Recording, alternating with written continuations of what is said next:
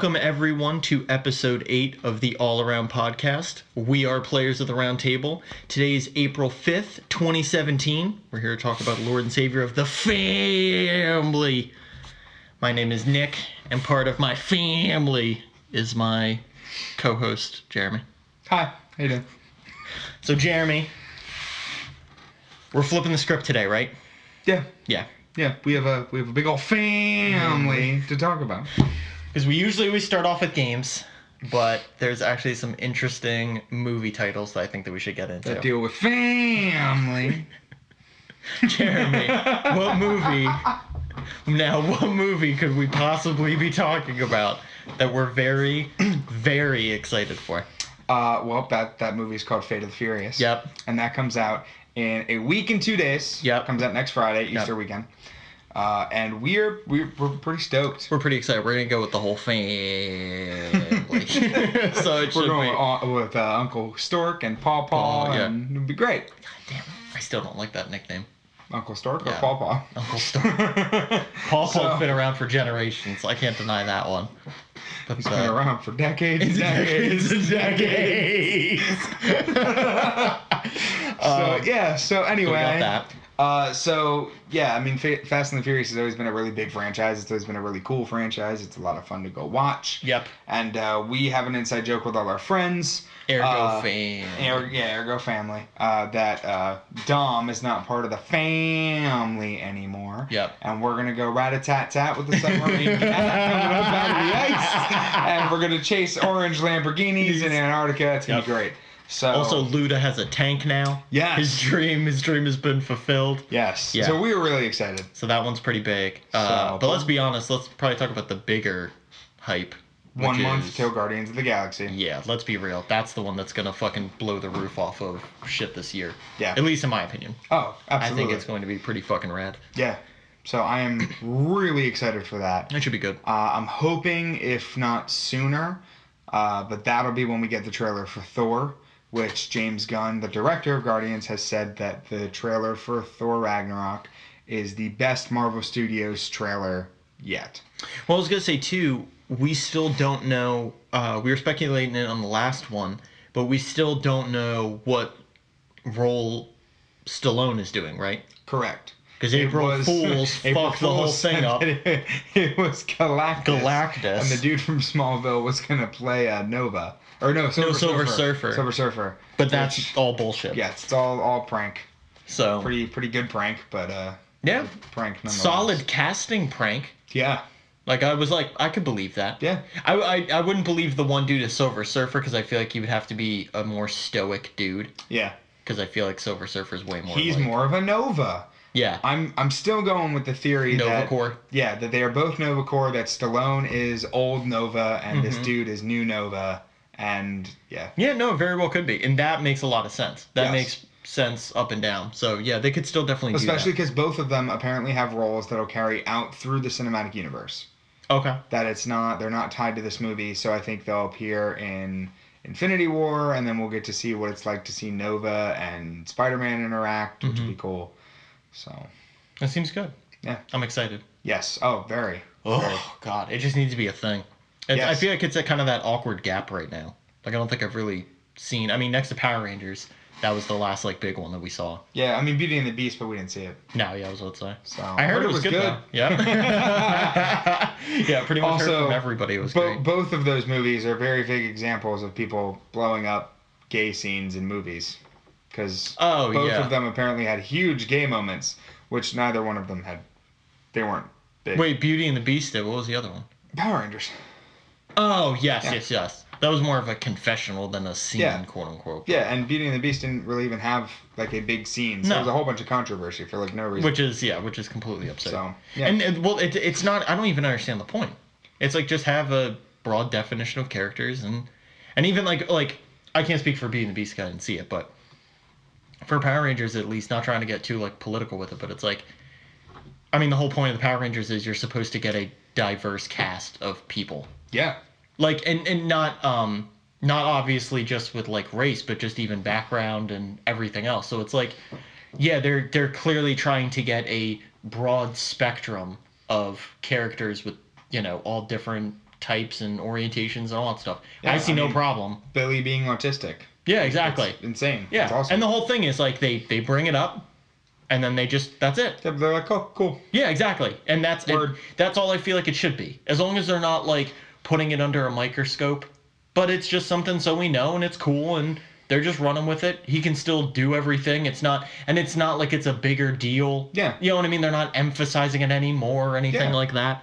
I mean, now they might do more in-depth character shit like that in the later movies, but I'm glad they didn't burden the first movie with that. Yeah. I think they had enough character backstory and you felt a good feel with every character enough to like just progress forward, get them morphed by halfway point, and then get shit going. Yeah. So I am glad about that. But anyway, yeah. Is there any other movies? There's a lot of movie type stuff to talk about.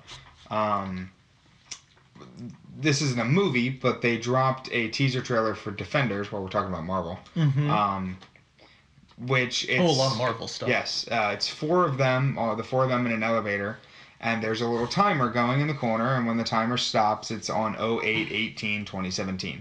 So it's their little handy way of saying, hey, August 18th. Which a lot of people are saying that's sooner than expected, but they said summer. I was anticipating like July. Same. But well, and also not. too, like, I mean, people are like, wow, that's so soon. It's like, really? Because Jessica Jones ended a while ago, and I'm assuming the day they announced that kind of plan, they were already pre-filming. Yeah. Like, I feel like Luke Cage almost started getting set up with Defenders while he was doing Luke Cage. Yeah. Like, I feel like that was going on. Especially with Iron Fist. Oh, 100%. Yeah. I feel like half of Defenders was filmed before even Iron Fist was done. Plus, they just got done recently filming the Defenders. Yesterday started the filming start for Jessica Jones Season 2. Yeah, exactly. Punisher is still going on. It's still coming out this year.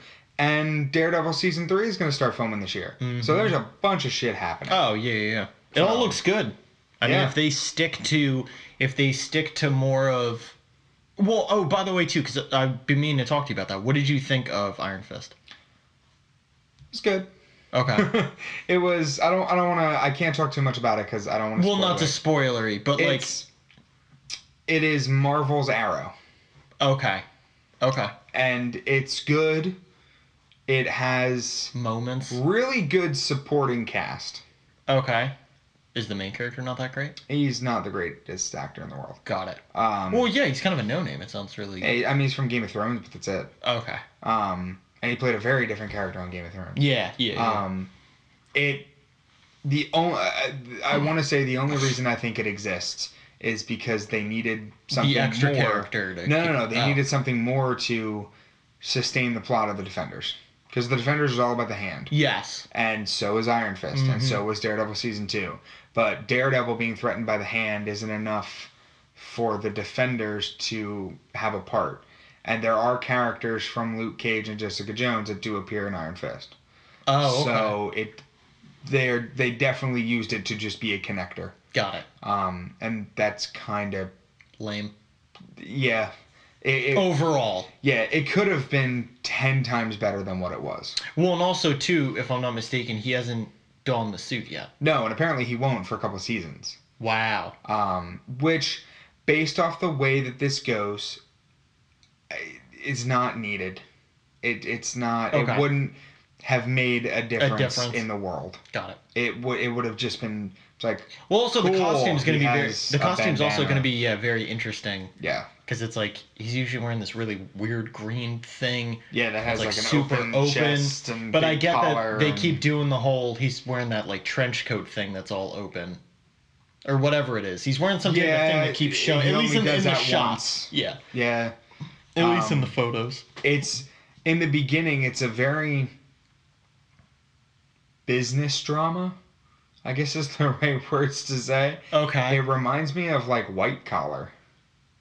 Oh. Like, a lot of it's like, hey, we're going to do this, and this as a company. Shit. Yeah. And everybody's like, nope, you're out of here as a board member. Nope, you're here. Nope, this, that. Nope, we got to sell at cost, 5%, this, that. And it's just like, okay, cool, I'm in a business drama.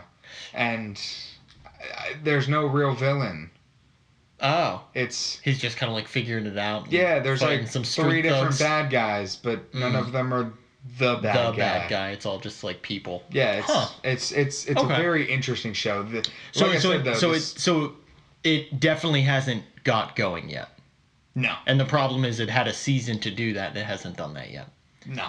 Okay. I watched it because I felt like I had to. Well, let me say this: if they do put out a season 2, because obviously you're gonna watch Defenders, and I'm assuming you're gonna watch like the Luke Cage 2 and Jessica Jones 2. Yeah. Would you watch Iron Fist 2? Because I have to. Well, let me reword it this way: say the second season also doesn't do well. Are you still gonna watch? Yes. Because of the Marvel stamp. Well, yeah, but let's put it this way: if you don't watch Iron Fist, you will not understand Defenders. See, I don't like that though. Because, well, in the same aspect though, if going back to Iron Man, if you don't watch Iron Man and then you watch the Avengers, Iron Man's there, but you don't understand how he got there, why he's there. You don't understand some of the references he'll say. You don't understand certain characters. The Defenders is like that, but it's more dependent on so the Defenders in my eyes right now is going to be Danny Rand and his band of misfits. Yes. Everybody else is just kind of going to be there. Like, I feel like Defenders is Iron Fist season 2. Everybody else just happens to be a part because I really was hoping he was like the kind of like. He's going to be the main character. Because it's all going to revolve around him trying to get everybody together based off the fact that Rosario Dawson's character has not healed, but medically taken care of each one of them. Yes. And she's going to be like, I know a guy who knows a guy who knows a girl. Yeah. And it's going to be like, oh, cool. So we'll get them together. Well, and I kept hearing, too, that she's going to be like the Nick Cage of the Defenders. What do you mean? Luke Cage. No, what am I trying to say? Nick Fury. Thank you, Jesus fucking Christ. I did the fucking worst name associations. Nick Cage. Jesus Christ. The Luke Cage to Nick Fury. Fourth volume, people. It's almost like 12 o'clock at night. I'm like losing my mind here. Good God. Yes. Yeah. Nick Fury. Nick Fury. That's essentially what she will be like. Yes. But at the same time, there's Nicolas a lot Cage. of characters. Jesus Christ. I was like, are we? Lord. Rosario I even Dawson's said it, and the second it came out of my mouth, I was like, no. Not right. I saw your. I need to read that. I was like, even after I said, I'm like, that's so wrong. I was like, no. Yeah. So yeah, I mean, it looks cool, but that pisses me off because, like, honestly, I like Jessica Jones. Yep. I watched Luke Cage. Yep. And I haven't caught all the. Oh no. Daredevil's only season 2, right? Yep. Yeah. Okay. So I've caught up on Daredevil, which I love. I honestly, just based off the people saying reviews, I seriously might skip Iron Fist. And like, I know you can. I know, but that bothers me. But here's the reason you can. Okay. Daredevil season 2 set up the hand. Yes. Iron Fist goes deep in on the hand. Okay. Defenders is fighting it. They're fighting the hand. Okay. Without everything that we will know from Iron Fist, everything's lost. But what I'm saying is, without spoiling anything, Madame Gao is in Iron Fist. Okay. Madame Gao had a big part in Daredevil. Yes. There are references to her time at Daredevil that you have to understand. You have to watch it to understand the plot points. Well, let me say this though. Instead of, because at least I'm just saying for me, honestly, like trying to check it out. So, season 1 clear for Iron Fist wasn't that good. I give it a 6. Okay. So would you tell me to watch it or just read a synopsis on it? So I could watch Defenders. This is just for me. I'm just trying to be straight with you. I would say you have to watch it. Just because of details and shit? Yeah, different visual details that you'll have to understand. They might throw in like notes of stuff that people might not say. But there's a lot of different I don't want to say facial expressions because that's not the right. No, a lot of different attitudes and emotions that go on that you can't get from reading a synopsis of it. I see what you're saying. Based off the way people react to each news. Other. Yeah, exactly. There's a lot of family elements going on in this show. There's a lot of family elephants going on in this show. Yeah, a lot of family elements going on in this show. And without that, I mean, without actually watching it, it would be difficult to understand certain characters. Because I'm just saying, like, for the record, like, I didn't watch Thor before I watched the Avengers. See, that's the one you should have watched. I know, but I'm just letting you know. But I picked up exactly what Avengers was doing, and I've Yeah. read Defenders comics, Yeah. so I feel like I could just get into Defenders without watching Iron Fist. I get what you're saying though, because it is You might be huge. able to, but the other thing is Iron Fist. You miss out on so much, and especially because he's the pivotal character for it. But the show of Iron Fist is so. It's by far Mm-hmm. the only Marvel Studios produced thing that is the least comic related so far. Which is so weird. There are so many things in this that are characters and people and Not places, okay. but it's nowhere from the comics that I've read. I mean, weird. Danny Rand in the comics is a sarcastic asshole at times, like Spider-Man, and in this he's a hippie. Like, he's a hippie so that wants to give to the world and thinks corruption is bad and thinks bad people are bad and has no, like, sympathy for anything. He has very deep thoughts. Yeah, and he's like I said, it's similar to Arrow. Okay. Oliver Queen on Arrow is away for 5 years on an island. Yeah. Danny Rand is in the Himalayas for 15 years. So he comes back with this mentality of, I mean, he takes everything at face value. Yeah. Like, he does not read into anything. There's no questioning this or questioning that. He doesn't understand why people don't react to him, him being alive, because nobody believes he's alive. Yeah. And it's a whole bunch of stuff that it's very, very different from the comic. I still don't, I'm not trying to go in, but I just don't know how I feel about it. Because my whole thing is like, no, I'm just saying, because, like, overall, like, I'm glad Marvel is setting up a universe like that. It does just bother me, though, that I feel like I have to get forced to watch one whole thing just to understand another whole thing. And even coming from a comic reader. You may not, but they will reference things that you won't know without I was just watching going to say. No, but I know exactly what you're saying, though. It's just like how a comic series is. Yeah. You can pick up Article 15 and run with it. But you're not going to know shit that they're referencing from every other previous issue. Right. No, I get it. But that's what I'm saying. Because if I were to do it, I want to get the full story, especially if the whole full story is available. Plus, Colleen Wing's story is almost more pivotal than Danny Rand's story in Iron Fist. Well, I was just going to say, too, I think what I'm going to do is I'm going to wait and see the reviews for Defenders. I'm assuming it's going to be good. Oh, Defenders is probably going to be great. But once I see the reviews, then I'll go in on Iron Fist. I know it sounds silly because I have ample time right now to watch Iron Fist, but if it's just kind of I don't want to put in the time and then have the payoff be... I don't want to get it confused, though, either, because... Episode 1 through 4 are slow. Yeah, I heard it starts very slow. 4, 5, and 6 are pretty up there. 7 through 10, not so slow. Much. Okay. 10 through 13, it's bananas. Okay. Like, it just everything turns upside down. You have watched a series now that you don't understand anything about. Okay. Everything is coming to light. You understand things that were talked about in Daredevil. There's references to Jessica Jones, and it's just like shit got woke very quickly. Yeah, everything happens all at once, and it's just like nothing makes sense. But my whole thing is, then I feel like, don't get me wrong, I get like the plot twists and stuff that they do, and then you kind of have a good big finale. But it's like, why couldn't they have taken out of the 6 plot twists? Let's not get that confused. The finale, the way it ends, is not good either. Well, but what I'm saying is too, though, why couldn't they have taken those 6 crazy plot devices and put them throughout the show to keep the show going and have it better pacing? That's the thing. They're there, but you don't know that they're there. Until the end. They plant seeds the whole time. Yeah, and you don't know that they're seeds that are being planted. You just think that this is like filler, like in anime. It's just like, well, that was cool. It's like, no, it turns out. Oh, shit, that's what that was. The fuck? Oh, that's so it's just interesting. Okay. They took a very different approach. I'm getting a better scope of what's happening. They took a very different approach.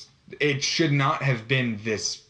Let's put it this way. It should have been a 9-episode season. It should not have been 13 episodes. But just like the other ones, it had to be 13.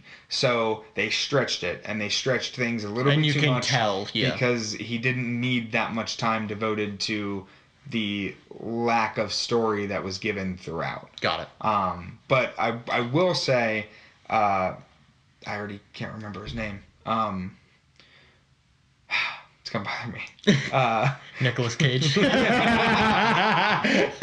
Well, it's Rand Enterprises, and it's run by the Meachums, while Danny Rand is dead. I did air quotes for people that can't see me. Yeah. And I can't remember the dude's name.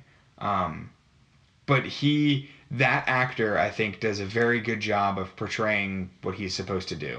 Okay. And the character he's supposed to play. Cool. And one of the bad guys also does a very good job in being his a role. bad guy. Got it. One of the points of Iron Fist that was very disappointing is that the girl that plays Colleen Wing looks like she can do martial arts better than the guy that plays Danny Rand, and it's very disappointing that our main actor doesn't look like he spent 15 years in the Himalayas learning martial arts. Got it. It looks like he watched a quick workout video and has really good accuracy that's totally CGI'd, but he's like, his arms aren't straight.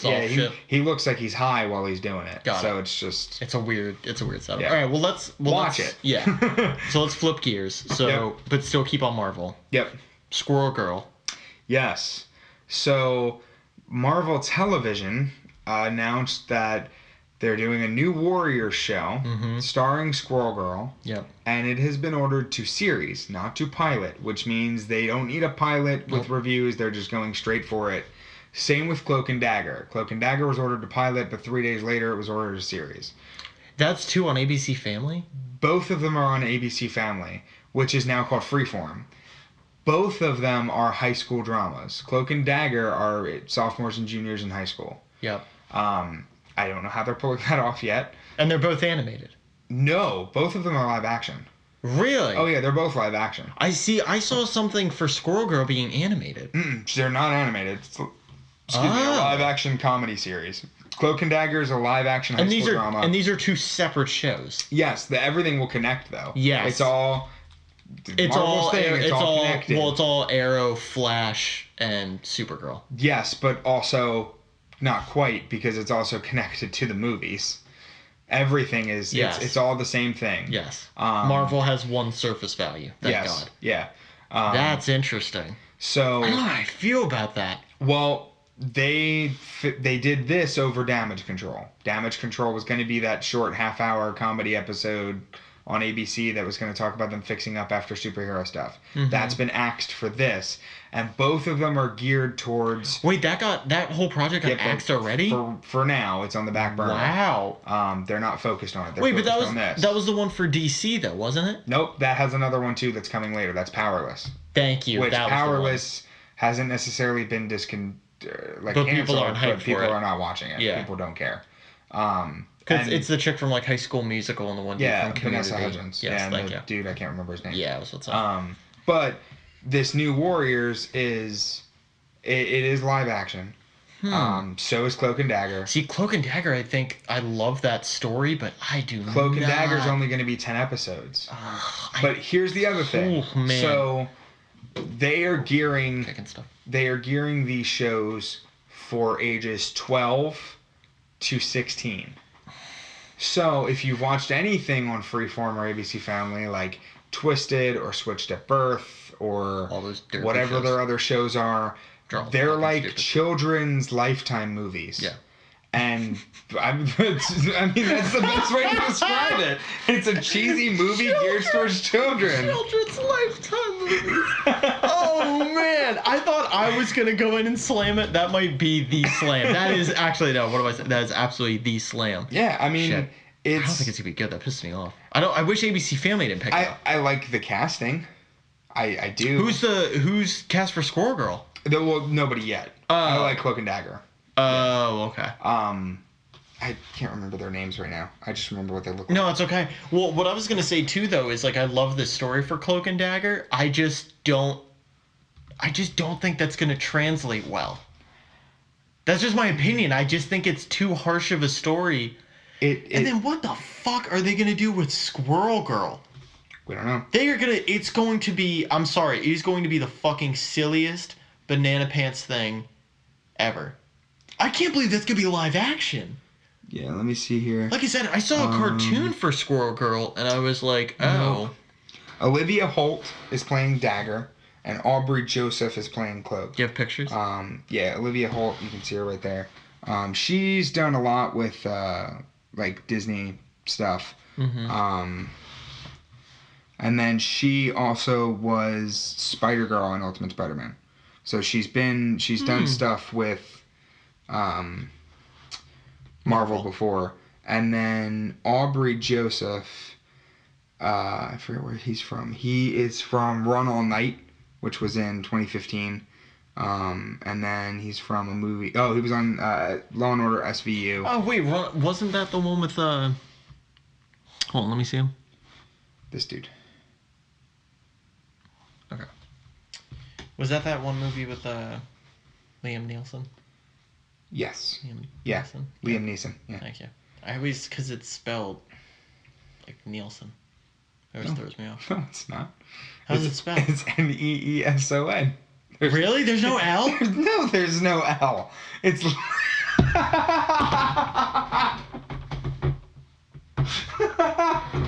We're totally breaking the fourth wall right now. No, there's no L. Really? No, it's not Nielsen.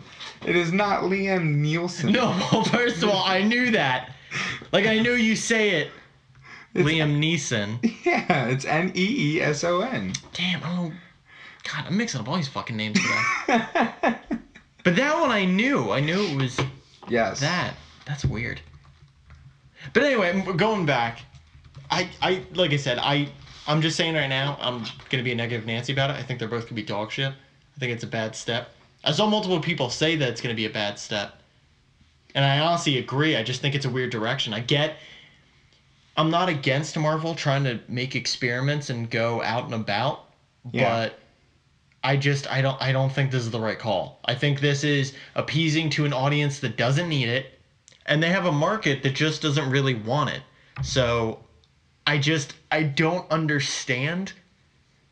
Like, I get trying to put a bunch of things in the fire with it, but I don't know. I just think it's a bad call. Yeah, and they're doing The Runaways on Hulu, which will be another live action show, and it's not needed. And they're going the same route where it's 6 teenagers with different backstories. It's trying to be a teenage drama. Half the people that have Netflix have Hulu. Mm-hmm. Nobody's going to watch this show. It's not going to take off. It's not going to be something that people are going to watch. Well, and also, too, it's like, you're splitting up the market now. Now, to be fair, the people that are producing The Runaways are talking about how they're going to treat it as not a Marvel show. It's going to be something else called The Runaways. It's going to be a whole different thing, where people that aren't aware it's Marvel are not going to realize it's Marvel. Yeah. Yeah, so, I don't know. I think it's just weird, dude.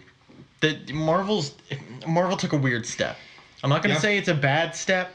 It's just weird. I'm predicting it's going to be bad. But I'm not going to stamp bad on it yet until it comes out. But, yeah. I think it's it for shows, right? For shows, yes. Yes. But for bad steps with Marvel is what we talked about last episode, that Sony is going to take Spider-Man back after the sequel, which they have now announced that Spider-Man Homecoming and all of its sequels will be Spider-Man in high school. Yes.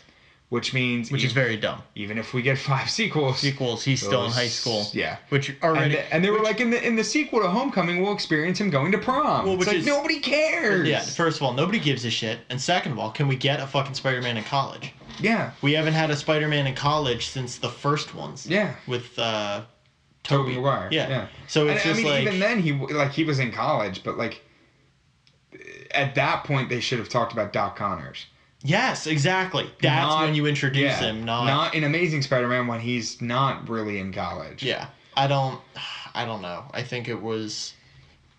They're doing everything ass backwards. Well, and yet again, it's like they're just making these judgment calls. Oh, and by the way, just already, we could come out with 5 movies. He's always going to be in high school. What the fuck is the point of even saying that? Today, I read that Amy Pascal from Sony said that the Osborns are never going to be reintroduced because they were in both previous franchises and that they were underwhelming actors So therefore, Damn. we don't need to have them again. You just need to cast them as better people. But it's just like, they are so important. Why would you not have them? They're literally pivotal. Well, also too. Well, hold on. Freeze frame. We're also not. See, my whole thing is don't introduce. Well, actually, hold on. Let me start first. The first person you need to introduce is Harry. Yes. Before the women. Yes. That's what they need to do, and they've never done it. Yes. So they already fucked up there. Yep. Then they need to introduce Gwen Stacy.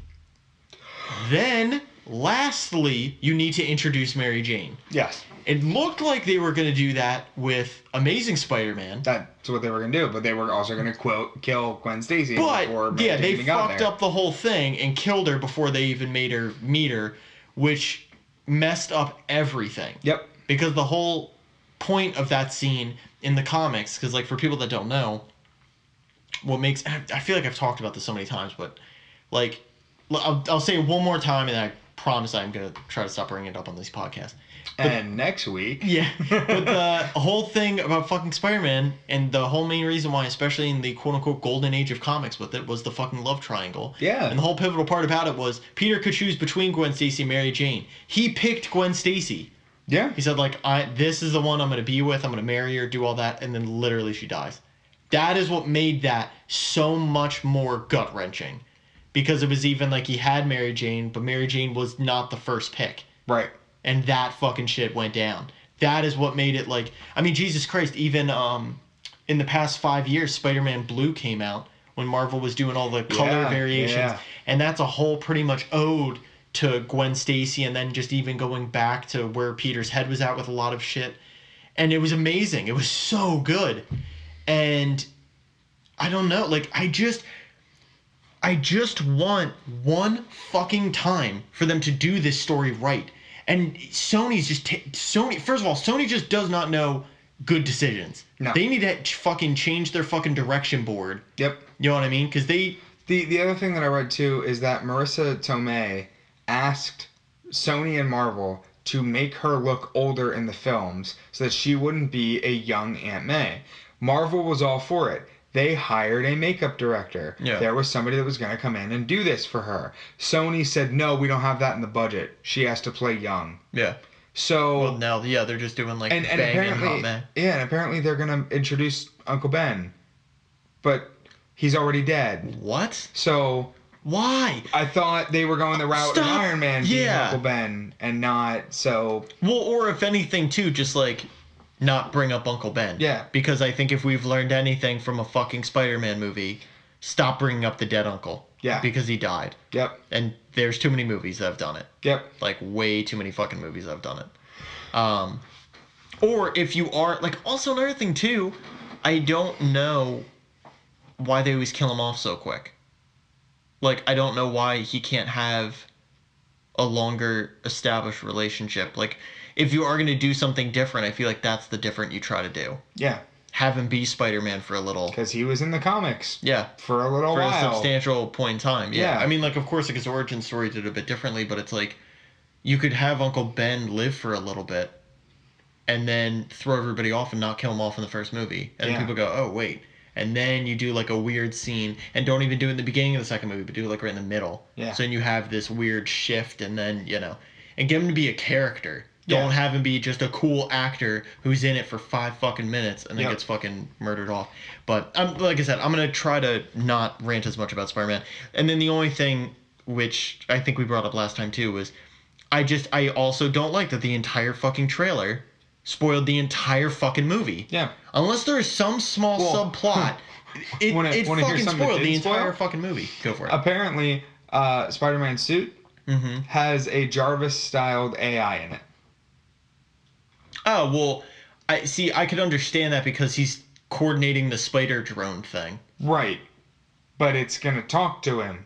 Just like Jarvis and Friday talk to Iron Man. That's stupid. Like, they're taking the whole spider sensor thing to a way different level. No. That better not happen. And if it does happen, I'm out. That's what they said. They said he has an AI. Like I said, I honestly want a good Spider-Man movie. and I thought this kid can play a good Spider-Man. I think he has the he- capability. yeah. But the problem is, yet again, it's bad writing. Yep. It's bad writing that will fuck him up. Yep. Like, it's just like how Andrew Garfield was. I was so on board. Yeah. I still think, out of the three, I still think he had the potential to play the best Spider-Man. I think he had the potential to be the best Spider-Man. I didn't like his Peter Parker. I liked the Spider-Man. Yes. But I don't like his Peter Parker. I liked his Peter Parker. The only reason I say that, I don't think he did a good Peter Parker, but I think he played a good drastic difference. Yes. Oh, yeah. But I do know exactly what you're saying. But he wasn't a good No. Peter Parker compared to the Peter Parker I was No, expecting. but he is the best Spider-Man in my opinion. Yeah. Hands fucking down. Yeah. The whole scene with him and the cop. It's Yes. it's great. Yes. I just yet again I think bad writing is gonna fuck up Spider-Man once again.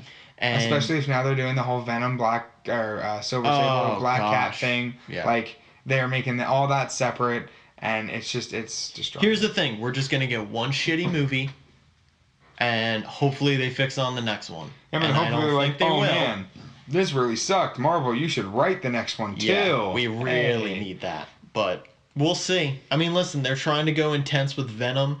I think they're realizing between, between Logan and shit like that, that they have a market for M rating or Yeah. R rating, sorry. So they can do something, but I don't know. And how are you gonna put how? How is Venom gonna exist without Spider-Man? Well, how is Eddie Brock getting introduced? Yeah. What the fuck are they even doing? That's the other thing. The Daily Bugle is not part of Spider-Man. The Daily Bugle is not in it at all. I'm out. I I don't support this movie. Yeah, he's not gonna have the photography job. Yeah. He's not gonna work for the Daily Bugle. We're not gonna see Jameson. It's not gonna have like and everybody keeps saying at the movie studios that they would love to see nods to the Netflix series. Okay, so take the Daily Bugle and make the front page of it something from 1980s Yeah. where Daredevil's dad died in the gym and have the picture of the gym. Yeah. Like, just, you don't have to reference events now. Just yeah. reference events that those things and places exist. Just, yeah. Like, we're now Daredevil season 2 is already done. We're moving into the Defenders. Everybody knows the Devils of Hell Kitchen exist. So it's just walk down the street, see a newspaper thing. Where's the Devil of Hell's Kitchen? Yeah. And just have Daily the Bugle picture. or Like, something, what the fuck? I'm telling you, dude. I don't like. I'm dead serious. I really don't support this movie. Like, I think they have a decent idea, and yet again, though, I think Sony's fucking burning this shit to the ground. And I think they got really excited because they got fucking Iron Man, and they were like, ooh. Who's But- only in it for 6 scenes? Yeah, but only. Yep. That's too many scenes. Yep, exactly. That's way too many My fucking point. scenes. It's like, what the fuck? Especially if one of the scenes is them walking through the Avengers thing, which apparently that scene is 13 minutes of the movie. But yet again, it's like, I just think this story isn't strong enough. Like, I don't understand this whole, like, okay, so, like, he idolizes the Avengers. He's trying to get into the Avengers. He's going to be his own hero. And it's like, on paper, it's decent, but it's so fucking cliche. And that is what fucks up good comic book movies. The problem from taking it from the page to a fucking movie is you have to fucking draw people, and it has to be original and good. And it has to be Real. Like, it has to be influenced by the comics. It has to Oh, yeah. like Oh, it has yeah. to have a real like comic story. Yes. And the thing that I appreciate that they're not doing with this is his origin story for the third time. I Yes. think that's cool. That makes things a hell of a lot easier to watch. Yes. Oh, yeah, yeah, yeah. But Still. yeah, I don't, I just don't know. Like I said, I'm shaking my head at Marvel right now because I want the direction to go better. And this is Sony. I'm not just playing Marvel. yeah. But this is just Sony's bad direction. But like I said, I think Marvel's also taking a weird misstep with the shows and stuff. So we'll see. I don't know. Well, You know. before we end our movie conversation, Mhm. 2 things I want to laugh at real quick. There are 7 Transformers movies being written right now. For fuck's sake. Jesus There are Christ. 7. Let's keep that in mind. Oh my God. 7 Transformers movies. Because that makes fucking sense. Yep, Transformers movies. Never gonna die. They're fun. They're really long. They were fun. Yeah. Is what I would Well, say. we'll see how The Last Night goes in June or July when Yeah. it comes out. And then something that Activision announced. Activision is going to make a TV series / movie universe completely revolving around Call of Duty. Yep, it's already done. And that's cool. No, it isn't. But that's okay. But it's cool because we don't get many high-budgeted live-action war movies that are supposed to be fun blockbusters. We get like Dunkirk, which is going to be amazing, and people are not going to watch it. Nope. Because it's not for everybody. Yeah. So these movies are going to be war movies that are going to be supposedly for everybody, and people are going to go watch these blockbusters because it says Call of Duty on it. Yep. And it's just going to take their really good campaign stories. Yep.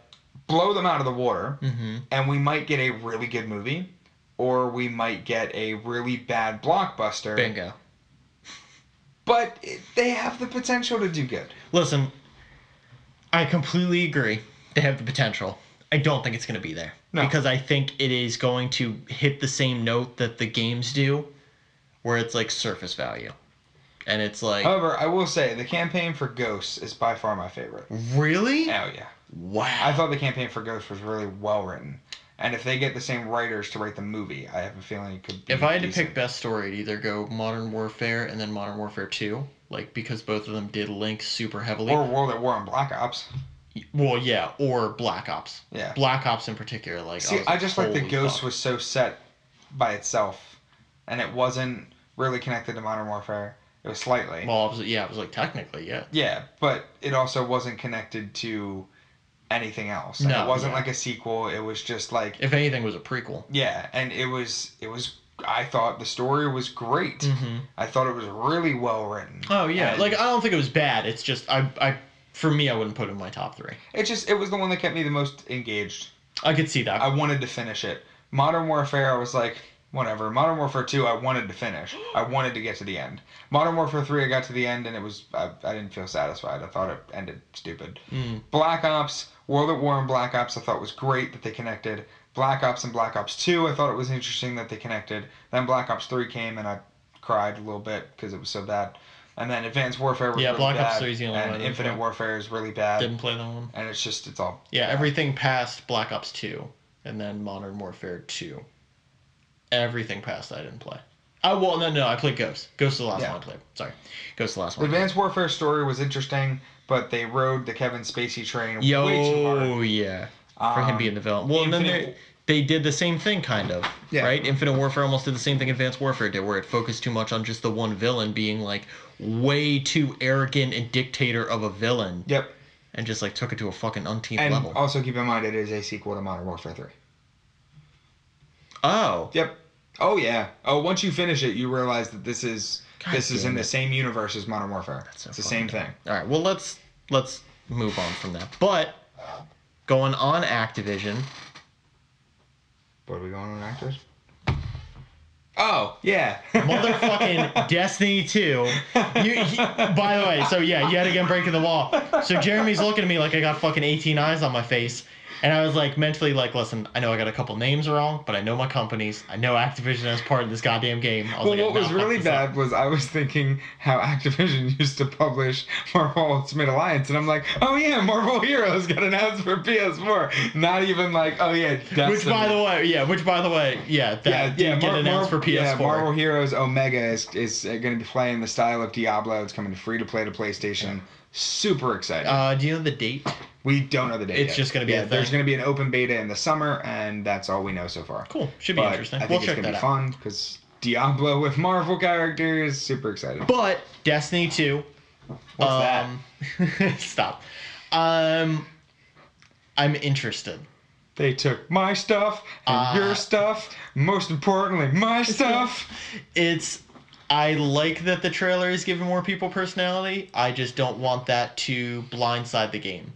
I think one thing that the game needs to do that they didn't do enough of in the first one, or let me say it this way, they did, but they did it the wrong way, is I want lore. Yes. That is what drives people for an MMO type game, and they had lore completely the wrong way with the fucking cards you had to look online. Give me the characters give me Kate 6. However, before you even go into that, I just want to counteract real quick. Okay. Overwatch gave us no lore. Overwatch is not an MMO, Yeah, But- I was like, But we had to look up the lore Yes. for Overwatch to be connected to these characters. I agree. So in that sense, yes. Overwatch is not Activision, but it is because it's Blizzard. Yes. Well, let me say it this They way. had the same idea. Yes. They just fixed it once Overwatch came out. Here's the big problem. And this is why I want to say this. Overwatch is not a story game. Correct. Destiny is a story-driven game. I want to agree, but I don't. Reason I don't necessarily agree is because I think that they gave it a backstory. It was a very slow-moving backstory. I always pictured Destiny as a game that was just like, hey, this is the world you live in, go live it. But see, that's because they didn't give you lore properly. Right. So that's where you took it. But I But feel like that game when I isn't- played it, I also didn't think it needed it. I I think just played it to play it. I think it did. Because if you find out stuff about certain quests and where you find certain pieces for, like, the Thorn, like, especially, Yeah. you find out, like, that two dudes had this epic, like, gun revolver standoff. One killed the other one. The one gun was left there, and then the other one died later and then left it there. And then you find out that the raid bosses, like, you find out each member of those crews to die in those raids were most of those legendary people. Yeah. And just really cool shit. And, like, you know, the whole big thing. But that's what I mean. I don't think Destiny was... I don't think when they were making it... Now, a lot of it had to do with the fact that Activision was making it and Bungie was just there developing it with Activision's control. Yeah. They didn't have as much creative control because Bungie's good at that. But I think because they were targeting it for mass audiences, they were not focusing on the small stuff. Well, here's what I was going to say. Of course, the game is just going to appease to everyone. And yes, initially the game, like, I'm not arguing that the game's main thing is, hey, hop in with your friends, do some fucking cool shit, and dip out. Right. I'm not disagreeing with that. That is the main reason to play the game. So I am looking forward to it in that sense. But I just want them to do, like, how, like, Dark Souls is. Yeah. If you want to look for the lore and you want to can. get into it, they give you a quick and easy option to do that. Right. Read item descriptions, check it out. I just want it in the game and not a separate whole fucking source. Yeah. That's the biggest thing. The other thing that I want from this game, because of the way that I play games, is I want this game to have a character like, I don't remember his name, the guy that Lance Reddick voices. The blue guy in the trailer. Not Cade Six, the other guy. Oh, yeah. Can't remember his name. No, I don't know his name either. But The head of the Guardians. The Awokens. Yeah. Yes, the race. Mhm. When I first started playing it, Lance Reddick is one of my favorite actors. I think he's great. I think he's a good voice actor. I wanted to feel attached to this dude. I wanted to come back and be like, yo, you're like my commander. You're telling me what to do. Like, I'm going to listen. Well, that's what I'm saying. I do shit. want more personality. Yeah, I want that from this game because I feel like now they have the opportunity to do it because they're starting over. So all the lore that exists because of everything that's happening and everything that's burning and being destroyed, Because the Cabal it almost like, fucking shit up. doesn't matter. I mean, it matters because it's I from see what you're before, saying. but it's finally like... Well, you can I think start this, new. Right, and You I can start think this fresh. is going to take the same route as Watch Dogs did. Where Watch Dogs was an okay game, Watch Dogs 2 was a great game. Yeah. And I think that Destiny was a good game, and the expansions made it a better game. Yes. But Destiny 2 has the potential, and probably will be, a great game. Yeah. Which is what I'm hoping. That's what I'm saying. That's what I I never wanted. played past the main game. I never played any of the expansions. I never bought them for Destiny. The expansion, the first two... Well, Crota was awesome. Crota was sick. The first expansion that came out was great. Dark Below, right? Or House Yes. of Wolves. No. Dark Below. Okay. House of Wolves was garbage. Okay. Everybody hated it. You added kind of an arena, almost horde-esque mode, which was cool, but they did it the wrong way, and it took way too long also. So a bunch of people got pissed off at that. But yeah, like I want it to be really good. I'm really looking forward to it, but I'm certainly not getting overhyped. Yeah. I'm gonna try it, and that is definitely gonna be the game though where I'm gonna give it my first like 25 hours, because I think that's a fair shake. Yeah. I'm gonna give it 25 hours. If I'm not fangirling over it, I gotta put it down, because it's gonna be one of those games where it's gonna force me to grind, and if I'm not enjoying the grind, why the fuck am I still playing it? Right. Because Destiny, multiple times for the first game of Destiny, I was doing that. I was playing it just to play it, just to get in the grind and do the fucking shit and get the fucking engrams. That sometimes gave me the item I wanted and sometimes gave me complete trash. You know, and they did update that. They fixed it. They had a whole, like, that's my whole thing. Destiny 1 was an experiment.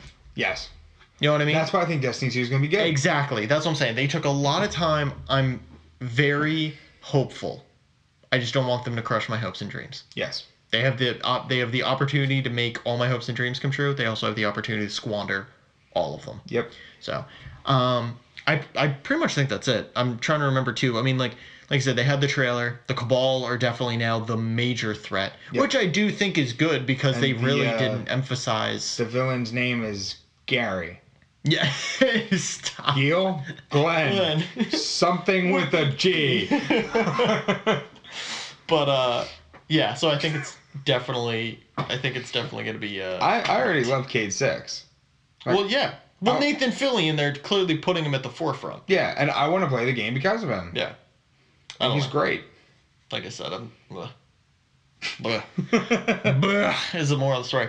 But, on a funner note, so more talking on current events, I have finally, after months of waiting and years of almost killing myself over it, I have acquired Persona 5. What's that? Stop. Is that going to be every fucking subject you goddamn do today? What? I don't understand. What's Persona? So, I'm a person. we delayed... Get the fuck... Don't do this. So, one of the secret reasons why we pushed back the podcast is because I wanted to put ample time into this. Yes. For all the fucking diehard RPGers, I have currently at 27 hours. No, that is not enough to put a review for the game. Nope. Really breaking it down, out of 27 hours, I've really only beat the first main boss. Which I don't even know how many main bosses there are. The game takes place, like most Personas, over a year. I am 2 months in. Damn. Yeah. Because the game, by the way, too, fun fact, the game goes by day, literally. Right, yeah, I knew that. So you literally take it day by day with stuff. Yeah, I put a lot of time into it. It's fucking awesome. The one thing I do want to say, anybody who has played Persona 4, it is Persona 4 with all of the nits and pieces that you loved from Persona 3 that you didn't get in Persona 4. All of it is in 5. They fucking added everything. Well, that's good. They give you more options for stuff to do, which might seem overwhelming, but they break it down great. Because the whole major thing about it is obviously turn-based battle system. But the really cool thing is, in the meantime, to kind of boost up your stats and stuff without always just having to fight, is you talk to all your friends, you get better relationships with them, which then give you better stuff either in combat, or if they're not your combat companions, you can, hold more personas or get better stat boosts for when your whole team is fighting, or you know what I mean, or something like that. And then different stats too. You have essentially a star of 5 different things of guts, kindness, intelligence, stuff like that. And that can also affect your dialogue conversations. So say if your intelligence is at a rank 2, you might be able to ace a test or get into this outsmart one of the characters you're having a conversation with, which is cool. It's almost kind of like Mass Effect-y like that, but Persona's been doing it now forever. Right. So they kept it very consistent. The other thing which I think is so cool, and it sounds really silly to talk about because I think it is still... I think it will be forever underrated. The fucking art is gorgeous. Oh, yeah. I can stare. I got the Take Your Heart edition, and the box, I can literally stare at the box forever. It came with a 100-page art book. I've been literally staring at that every day. By the way, that art book is now available as a separate purchase that you can pre-order through multiple different retailers for $40. Well, that's a different one. See, I was told it was the same. No, it's a different one. It's a full... See, this one, the one that we have in the Take Your Heart edition, that's an exclusive for that collector's. Okay. Because that one, I mean, like, I'm seeing it even, like, people are even reselling it now for, I think it's like 25 or something. But the other one is going to be a 250 plus page art book for Gotcha. priced at least for right now, right around 40. So Game Rant was wrong. Yeah, at least for right now, if I'm not mistaken. Because, like I said, because I checked it out and it is a different one. Because I was actually going to get it imported. Oh, okay. Because for me, like I said, the fucking art is the first thing. I usually get the art books for him. And I wanted to get it, but yeah, from what I looked at, it's a totally separate one. It's going to be the imported one that's like 275 pages or something. Damn, that's nuts. Yeah, so anyway, like I said, I cannot fucking give the game enough praise. Like... So far. Yes. And the other thing I do want to give everybody a heads up on, well, and like I said, from the way it looks, from how I've played every other game, I mean, unless the story of the ending is bad, which I don't see that happening the way this one is set up. Also, another thing which I am very happy of, which wasn't as much in Persona 4. Persona 4, for most people that don't know, was a little more lighthearted. Obviously because of the whole yellow color scheme, which was kind of the main theme, and brighter. But it also was rated T. This one is back to the M rating, and in Persona 4, it's actually the only Persona game that didn't have guns. Oh. This one brought back guns, actually, which is really cool. And what I really, though, love a lot more is the dialogue. The dialogue is M rated. You will have people tell you to, fuck off, or somebody will call somebody a bitch, and, like, this is fucking bullshit or something. You will have characters scream that, and like there's moments where, I mean, like, kudos to the voice cast. The voice actors are amazing in this one. Because I'll be honest, with a lot of games just nowadays, which I don't know if you're like this as much, but I find myself a lot lately, I'm usually watching a YouTube video while I'm gaming. I find myself multitasking with that all the time. The only two games I've literally have almost kind of thrown my phone away to fully pay attention was Tales of Berseria and Persona 5. And Persona 5, I'm way more tuned in. Yeah. Like, Tales of, I was, but I'm saying with this one, I don't even feel the need to, like, check a phone or have ADD with it. Like, I'm locked in because they keep coming up with shit to keep me interested constantly. Right. That's how I am with Kingdom Hearts, Uncharted. Exactly. It's just one of those things where I just absolutely, do not want to fucking put the controller down. Kingdom Hearts is a great example. I'm the same way with that. Yeah. So, yeah. And then the other thing... Oh, so on the review side of it, if you are debating it, if you can get into turn-based RPGs, because I know some people absolutely cannot, and that's fine. I am one of them. But for the people that can, or the people that especially really want something different... This is so the fucking one. And like even with turn-based, just even for your character alone, for one character, which obviously you have a party of 4 at all times, but even for like one character turn-based wise, you have 8 different options of what you want to do for that one character. You can do a basic attack, you can do a persona spell, you can guard, you can bust out a gun, which does a separate thing for certain enemies, for popping like small damage, or if they're flying enemies, you can knock them down. It's very cool. They also have a very cool system too, where if you find out an enemy's weakness and you do an attack that would make them weak, so say you do like a lightning attack against like a flying enemy and it's weak and they get knocked down, that character can then do a second attack. And then cool. Again and again and again, if you keep doing a move that's weak to an enemy, you can just keep repeating it, which is really cool. So it keeps the combat like super actiony, especially if you already know an enemy, you can just trounce them and they can't even do anything to you. So it's just a cool way of getting you involved without having to Do you have any kind of like limit to how many times you can do a said move? Well, so basic attacks you have unlimited. Okay. With persona moves that cost MP. Right. So you do have like an MP bar. Okay. And you do have certain things of it.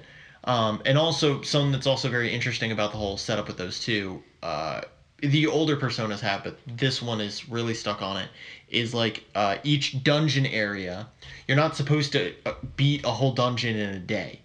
Okay. Each dungeon, so like the first dungeon, for example, has about... In a day in the game, right? Yes. Okay. A day in the game. But I mean also too, probably not a day. Day in real life. Yeah, exactly. Like the first dungeon took me 2 days. Like I beat it this morning. Yeah. So it's about the first dungeon's about 5 floors, and there's one save point on each floor that you can use to save and also leave the dungeon. But what's cool is each save point is a quick, which is another feature that I have in Persona 5, which is fucking smart as shit, is a quick travel option now. Oh, that's cool. So now just by hitting R1, if you decide to go back into the tower, you can just choose what floor you're on and then just go. So if there was a chest you couldn't open because you need a lockpick on floor 1, fast travel to that, go to the save point again, and then fast travel to the 5th floor. Oh, that's cool. So it's very cool.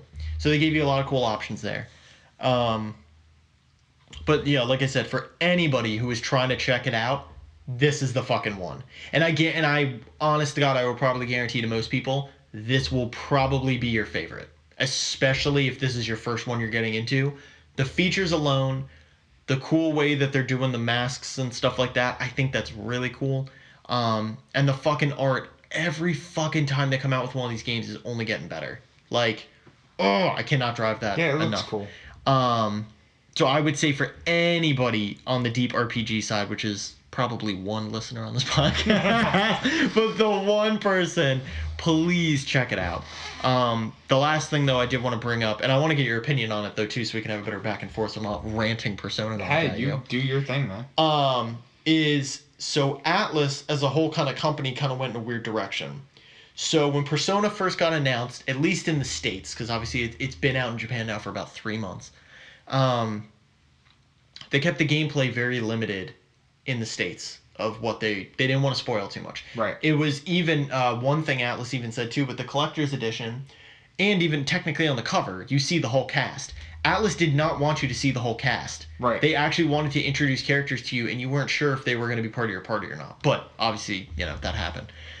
But so people wanted to live stream the game, like every fucking game that comes out ever. Yep. Atlas kind of put out a 411 and said, hey, we don't want you live streaming. Not just purely off the fact that PlayStation's going to cut off your cutscenes, but on top of that, we don't want the game to get spoiled. We want people to get into it who are new and don't have shit spoiled. Because, part of the reason of it is the plot. Yes, the plot's a very big deal. But, for me, and this is honestly just coming from me, I wouldn't care too much. At least, so far, I've played the game, there's not been, a fucking banana pants plot twist. Now, if there is one in the game, which I am hoping that they do have one. I'm sure they will. That I don't want spoiled at all. But, you know what I mean? But I'm not that worried if a live streamer is already put out 5 episodes. Because that's the other thing, too, by the way. If people are live streaming this, they're going to have to go 30 episodes minimum. Yeah. To get into some, real spoilerific territory. Yeah. You know what I mean? And also, too, by the way, as a counterpoint, it is a option-based game. Yeah. So the spoiler you might see, you might not have in your game. Right. Which is another big deal. They might also want to block the options. Exactly. Too, so you don't know what the different options are. What you could say or right. not So say. if you see somebody that takes option A and you want to know what happens if you do it, well, then you can avoid it instead of experiencing for yourself, which I agree. I think that should be blocked. I don't think games like this, I don't think should be live streamed. I don't think there's a reason to live stream. No, I agree. Because you have to be completely engaged in this game. Yeah. I don't want somebody talking over what they're doing while I'm supposed to be engaged in this game. I want to experience it for myself. I don't ever want to watch somebody live stream Uncharted. I think that's stupid. No. That game is way too story driven. It's a movie-esque game. It's just like Last of Us. Yeah, I don't want to watch people live stream those games. The plot's too important. Yeah, the experience that you get while you play it is too important. So I support Atlas in their decision to not want to put this out there. I think that's smart. I honestly, I was thinking about it for a while. And I'll say this. I think I agree. I agree that the game shouldn't be live streamed. But here's where we hit a weird line. Because going kind of further into the story, so people did start live streaming it. Right. And Atlas has actually been proactively working on shutting those live streams down. Okay. Now that, for me, is where I think they go too far. Because my whole thing is this. I think people should always have the option. I don't think you should have the right to tell people you absolutely can't do this. Because, and this is why I just say it, because we hit that weird line. And it is a weird line. I'm not saying that there's a definitive answer. But you do hit a weird line where it's like they do own the game. They own the property at that point. You know, if they do want to share it to people and promote it, I feel like they should have the right. And here's what I want to say. And here's what I want to say too, though, because I feel like we're both on this consensus. I don't want, like, even for me, I'm playing the game. I don't want to get the game spoiled. But let's even say I didn't have the money right now. So say I'm going to get the game in 6 months. Yep. You know, maybe I'll check out the first episode just to get into the game and see how it is. But obviously I don't want the game spoiled. Right. So I'm not going to watch a live stream. Right. And it's not like live streams are ever put in a position where it's not like an ad. So it's never going to be a situation where you go, oh, fuck, I didn't want to see that. Like, because it's a live stream. You know what I mean? Kind of, though. It can do that. Because if you're like, oh, man, Joe Schmo down the street. Like, cool, he's live streaming Persona. I'll tune in. You and tune in while he's live. And it's just like, oh, my God, person dies. Yeah. Fuck. Yeah. So I'm almost looking at it in a very different perspective. Mm-hmm. I think if they're going to not allow it, I think it should be an option that is not. I don't think you should have the option to even do it on the PlayStation. Well, not for them to shut it down. Yes. But in the same vein that you have to go to a movie theater to watch a movie for X amount of months before it's put on DVD. Yes. Once it's put on DVD, go watch it a million times. Yes. You pay for it once, whatever. Maybe it should be a timed thing. We're not allowed to stream it for the first 6 months. Because, in a way, going to a movie and recording the movie and then putting it up on whatever, file sharing, that's illegal. Mm-hmm. Not saying live streaming a plot of a game is illegal, but I think maybe Atlus might feel the same way. That like, don't do this. Yeah. We want people to experience it. Yeah. We want people to check this out for themselves, not watch somebody else. Because God forbid you watch Joe Schmo play this game, he's checking out the game, and something happens he completely disagrees with. How many people are now going to follow the idea that this guy is super salty about it? Yeah. So when you play the game, you're super salty about it. You should decide for yourself whether you're super salty about it. I totally agree. Games like Overwatch, Rocket League, NBA, even parts of Mass Effect, The Division, Destiny, let them be live streamed. There's not crazy plot twists that people are going to see. There's not things that are going to make people go, oh my God, I don't want to play anymore. Yeah. Like it's fun to watch. Yeah, because I was going to say that too. Because honestly, and the reason why I even bring it up really big for debate was, because I brought up. I mean, I'm glad we don't really agree. No. Well, that's what I was going to say too. Because like I said, here's what I want to say with it. I wouldn't have an issue at all if, just like you said, if Atlus made the game and then didn't even give you the option. You could not live stream it. Because that's what I feel like they should have done. Instead of shutting people down that are. They're in a weird position now where they're allowing it but not allowing it. They're like acting like the law. Exactly. Like the game gives you the freedom, but then the company is like, whoa. Don't. Yeah. It'd be like the same, and this sounds awful, but seriously, it kind of is. It's like if you bought the DVD, and then they go, listen, Jeremy, you have it, but you can only watch it once a week. Yeah. And you're like, what? Fuck you, I paid for it. I'm going to do what the fuck I want with it. And then they're like, well, you can. Now, however, going off of that, something that's really interesting is my mom works for a school. Okay. So years ago at this school, they took in, I think it was like Cars 2 on DVD. Okay. They were watching this movie. Mm-hmm. Kid goes home. Yep. Tells mommy and daddy, we watched Cars 2 at school today. Is this going to be like a fucking... Hang on. God damn it. Dad knows Disney Dude. Okay. Dad tells Disney Dude, hey man, like my kid watched Cars 2 because of this school. Yep. 3 days later, lawyer walks into the school. What are you doing? Yeah. They're like, what are you talking about? You used a DVD and put it in a DVD player for a classroom to watch. They're like, okay. They're like, it clearly states on the FBI label, it is for private use only. This is not for private use. Yeah. You cannot put this in a classroom and show it for fun because you bought the movie. They didn't. Damn. And nobody thought that was like a real thing until somebody actually somebody fucking with a piece of paper and was like, some shit, yeah. "You're being fined $1,200." Jesus. So shit like that happens. Yeah. And yeah, the lawyer from Disney was a dick about it. Well, but here's yet again though. But here's what I want to say, and like I said though, it's totally valid. Yeah. But here's the problem. Atlas, first of all, they didn't say this ahead of time. Right. That's my point. They're doing ground control now, and yeah, yet again though too, they also didn't make it a actual thing. Right. They just said, hey, by the way, if you wouldn't, that'd be great. Right. And now that's where I feel like they did it wrong. But I agree with what you're saying though, in the sense of if they would have put out the stamp a week ahead of time and did all this PR properly, it would have been perfect. Yeah, and the problem is I don't think they.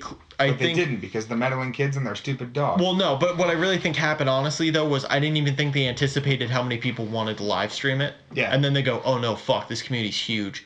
Like, we need to stop. Yeah, exactly. Because I think also the big problem is that they're having now is you have these dudes live streaming it for like 24 plus hours in, and they are just fucking getting deep into the game because essentially they're full timing the game because professional live streamers are pretty much playing all fucking day, every day almost. Right. You know what I mean?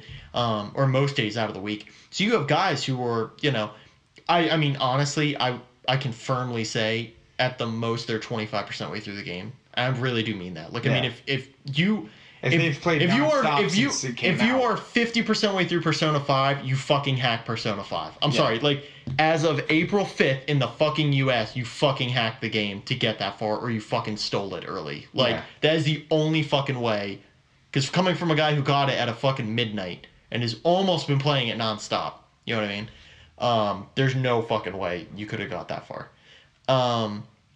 But yeah, like I said, what I was going to go back to though was the reason why I feel so like at least strongly about this whole subject was, and I brought this up on the podcast, I was debating on live streaming this game. Yeah. And I decided not to, by the way, just to let everybody know after we kind of had this whole conversation. Yeah. My whole thing was, my big thing why I wanted to live stream it was I wanted to get more people into it. And for a lot of people who aren't into it, you probably have never seen one. Right. So my whole thing was I wanted to at least put 1 or 2 episodes. I definitely wasn't going to do an entire playthrough because, Jesus Christ, that would have been like 8 million fucking episodes. Well, you would have lost your life. Exactly. Literally. But I wanted to get people introduced to it. So I was really debating on it back and forth. But I think, at least for right now, the best thing I can do is talk it up as much as humanly possible. I'll give people progress updates. Share some screenshots. Yeah. Well, like I said, and also, too, you can look up stuff online for that. Yeah. Most screenshots aren't really going to spoil that much. Because most are dialogues, not one sentence throws the whole thing off.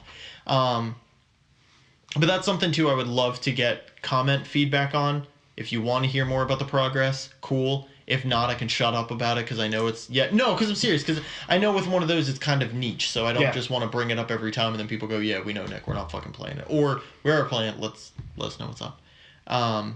Feedback. All the feedback. It's awesome. Yes. Except when it's coming from the microphone. That is not audio. Yeah, yes. That's the only time it's not good. But, yeah, like I said, just something for me. And then, obviously, even, too, for Jeremy. So, I'd love to know what's going on. Yeah. But, Yeah. Yeah, that's pretty much it for that. RPG wise though, kind of like backtracking to 2 podcasts ago at this point, fucking Mass Effect. Yeah. So they're BioWare patching stuff. Well, first BioWare flat out said when the game came out, this was a finished product. Yeah. Which is a fucking joke. Yep. And then they said that we are never going to update it. Yep. This is the game. If we put out DLC, it's DLC, not updates. Yep. And they're already patching because of how bad the backlash was. They're already doing shit. Well, did you see too that there was an article? I didn't get a chance to read it. I saw it when I was on break at work, and it was basically just BioWare is apologizing for the way that they handled a transgender character. Yes. And I didn't read it, so I don't really know all the details of it. But like, not only are they fucking up gameplay wise, now they're also fucking up like story and character wise. Yeah. And like, the whole thing was, without going into too much spoilers, they're apologizing because the certain character it's just like how any character in the game. So this is why it's kind of weird. because people are getting mad for two different reasons. One, they're getting mad because of just how the character is portrayed in general. And I'm not going to argue that one. So that argument's off the table. Yep. People have an opinion about that, and they're doing that. That's fine. I really don't even have an opinion on it. Yeah, it's just, honestly, it's a side character, and I really don't care. Yep. But if people give a shit, that's fine. The one thing, though, that I can at least stake an opinion in is a lot of people are getting mad because, like, with every character in Mass Effect, you have the option to either be a good guy or a dick or neutral. And that is equal with every character in the game. But a lot of people are getting more mad because you could be a dick to this character. And the timing of it is bad because you can be a real dick pretty much right when they give you that information. Yeah. The timing of it, I think, is poor.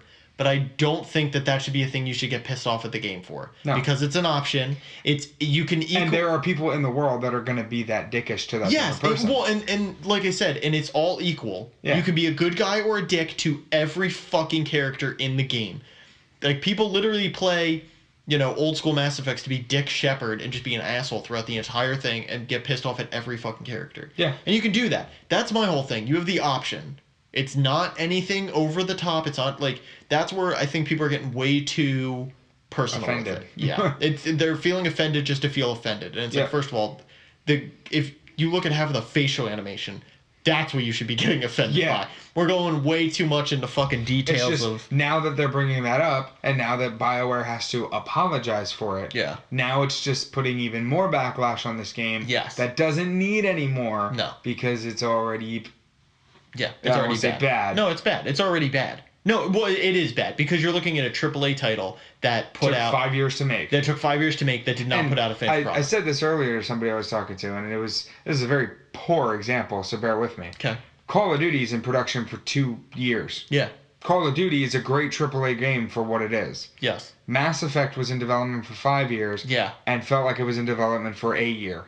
Not even. It felt like it was a weird expansion that came out like in 6 months. You're like, what the fuck happened? Like, I don't know. Like I said, we bash on Mass Effect enough, so I don't want to go like super into it. But yeah, I just did think it was very interesting that they were talking about updates for it. So I don't know.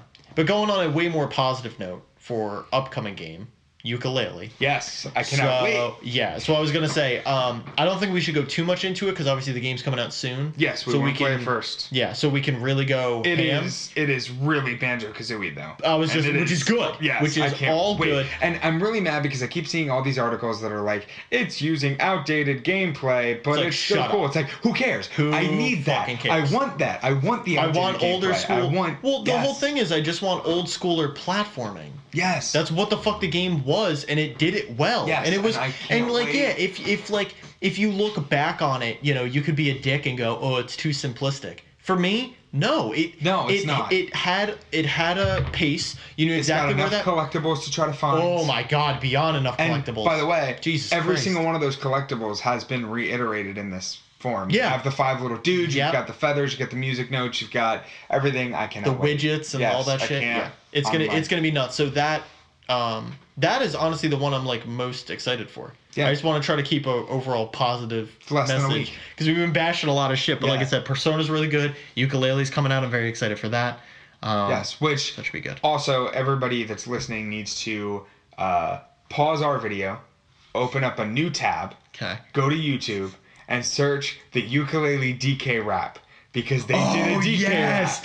And it's great. Because they have the same composers that did Banjo-Kazooie and the same composers that did Donkey Kong Country. Mm-hmm. And they're both working on this game. And they made a new DK rap. And it looks amazing. And the child inside of me is just...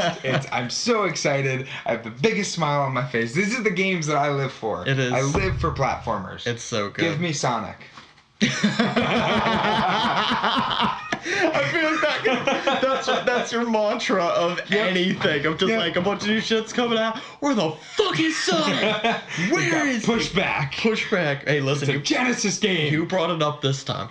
I didn't bring it up this time. I wasn't gonna rub salt in the wound. I think you're gonna bring it up every time on a podcast. Suddenly, like, I'm gonna bring it up until it comes out. I can't wait till like we hit 1 week though, where like everything's good. Like everything's cool. Still no Sonic, but so the week's total garbage. Just throw it out in the trash. So some other kind of rando, at least 2 kind of upcoming things. Injustice 2 dropped their trailer Yes, for the villains, which were but really they only introduced 2 new ones. Yeah, well, that's what they did with the girls too. Yes. Mm-hmm. It was, I don't remember the 2 that were already confirmed were. It was Gorilla Grodd and somebody else.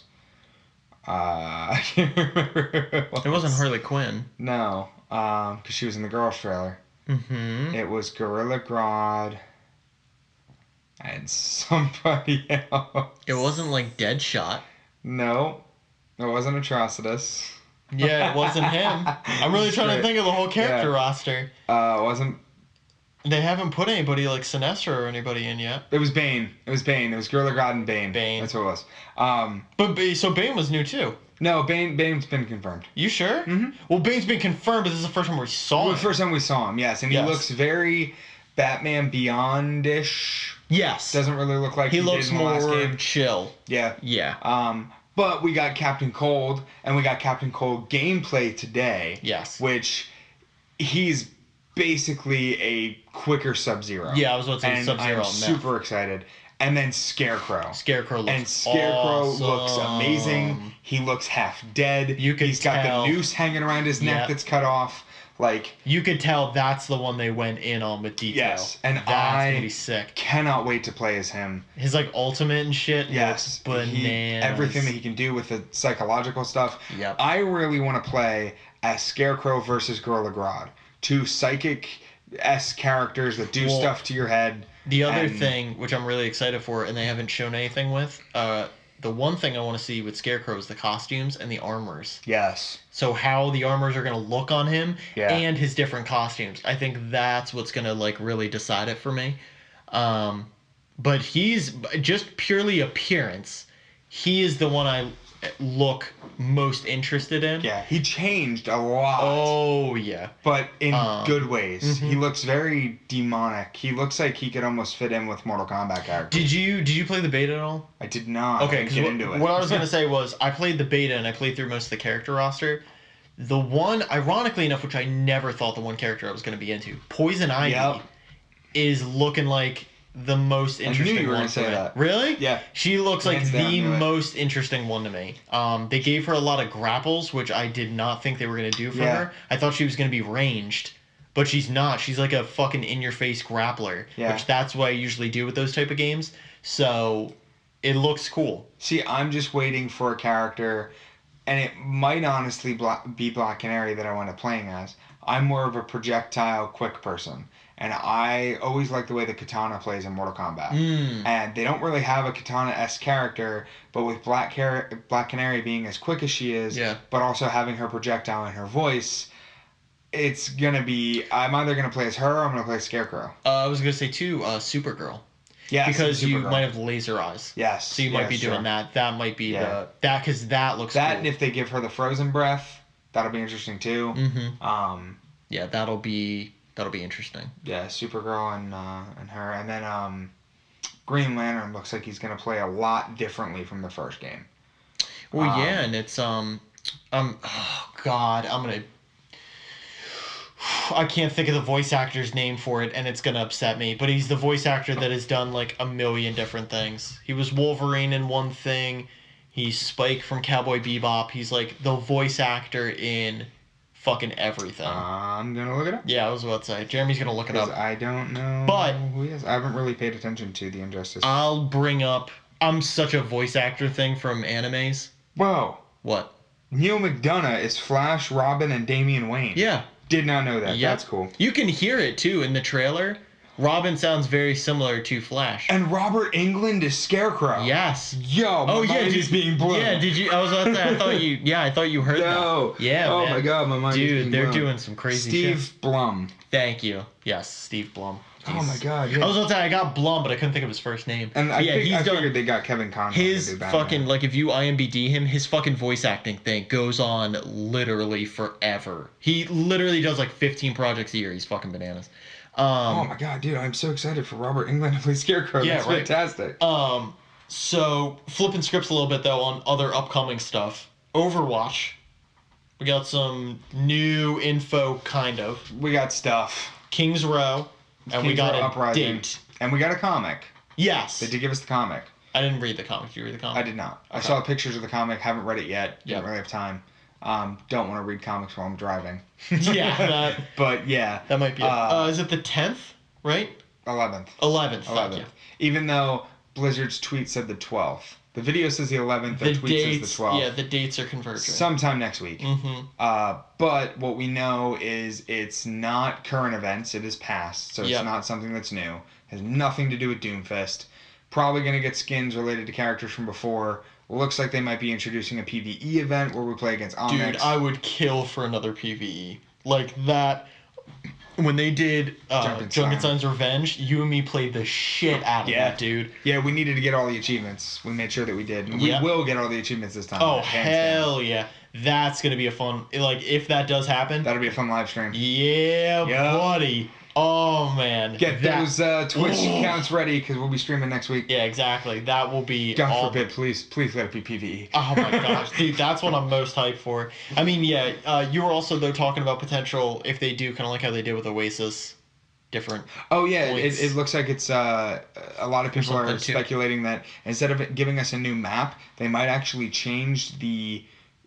game mode that we play when we play on King's Row, where it'll be a new part of the map set in the same area, but it'll be control points instead of getting a point and then moving a payload. So it'll be a lot different compared to what we've been used to with King's Row. So hopefully that changes the dynamic and makes, I don't know, some kind of lore backstory stuff with what happened between Widowmaker and Zenyatta. Yeah. Well, and also, I would just, in general... Yeah, I mean, going back though to PvE, like I would kill for an Omni Crisis type thing. Yeah, well, Get all the robots in. I want the PvE event to do. I wanted to touch upon the fact that Tracer did not save Zenyatta from Widowmaker. Well, it wasn't Zenyatta. Or not Zenyatta, but the other priest other guy, robot. Yeah. I want to see that. I want more conflict. Yeah, I want more aftermath. I want the PvE event to be like Tracer, Winston, Soldier 76 and Ana versus like an OR-15, but it's Orisa, Bastion, Zarya, and Widowmaker. So the only thing I'm a little worried about, because I was actually thinking about this, so they did... I actually don't think... Or they're either going to do one of two things. They're either definitely putting in those 4 characters, or they're definitely taking out Soldier 76 and Ana. The only reason I say that is because they actually already had them in. Right. So they're either going to use them because they already know how they work, and they've already had a system where they work, so it's a lot easier. Or they go, we're trying to do all new characters. You know what I mean? And we get, like, Reaper, Sombra, Zenyatta, and Torbjorn. Yeah, or something. Or instead of Sombra and Reaper, it's Reaper and Reinhardt. Yeah. Because Reaper was part of Because I feel like... Overwatch. Because we'll say this, if they are going to definitely do older and do, like, Omni Crisis it'll have stuff. to be Reaper, Reinhardt, Torbjorn, and... You could do... Winston. Yeah. You could do Tracer. You could do, like, young Genji. Yeah. It's just an option. Or Hanzo. Mm-hmm. But Hanzo's already been there. You could do Mercy. Yeah. Which is still an option. Yeah, I'm not trying to go through like every fucking character, but there's options. Yeah. But what I would love to see would be an Omni Crisis before Buddhism type monk setup for Zenyatta. I would love to see like a more just like, I mean, of course his character is still going to be the peace and harmony and stuff, but I would love to see just something different with that. I'd like to see, I know it won't happen, but I'd like to see a character model where he walked. Yes. Instead of floated. Yeah, exactly. That'd be pretty cool. No, I agree. Or even, especially with Orisa, I'd love to see like an OR-12. Yeah. Like something way older when Omni Crisis shit was going down. Bastion, I mean, they technically already have an Omni Crisis. Or I'd like to see a Torbjorn skin from back when it was Reinhardt and Torbjorn's versus Bastion. Yes. Like, I think that'd be cool. Mm-hmm. Yeah, because, I mean, they did do already King Reinhardt. But yeah, I would love to see when they did Eichenwald, we got the new Reinhardt skin. So I'd like something, I thought they could have done stuff with Torbjorn. Yeah, with this map, yeah. That is interesting. They have a lot of options. The other thing though too, which we haven't heard anything, and I especially with already they're clearly not doing, I would have loved to see Easter skins. Yeah. What the fuck? Like, well, I mean they could. They could still next week. What is it? What's Easter? The 20th? No, Easter's next Sunday. Next Sunday. Thank you. Sorry. Well, okay, the 16th. So close to the 20th. Close. But so they could. April's almost halfway over already. Oh. So they could. Well, no, really, it just started. Yeah, but on the 5th. Yeah, but when you jump it like that, yeah, it does sound further. Jeez. But no, dude, it just sucks because it's like they could have easily done bunny outfits. Yeah. For everybody. Tracer. And it would have been so cool. Reinhardt dressed as a giant Easter bunny. Yo, it would have been so cool. Like, why the fuck didn't they do that? Anna, instead of throwing the grenade, she throws eggs. Yes! That's what I'm saying! Instead of the candy, where one emote, she could do eggs in a basket. Yeah. Like, what the fuck? It just pisses me off, because it's like...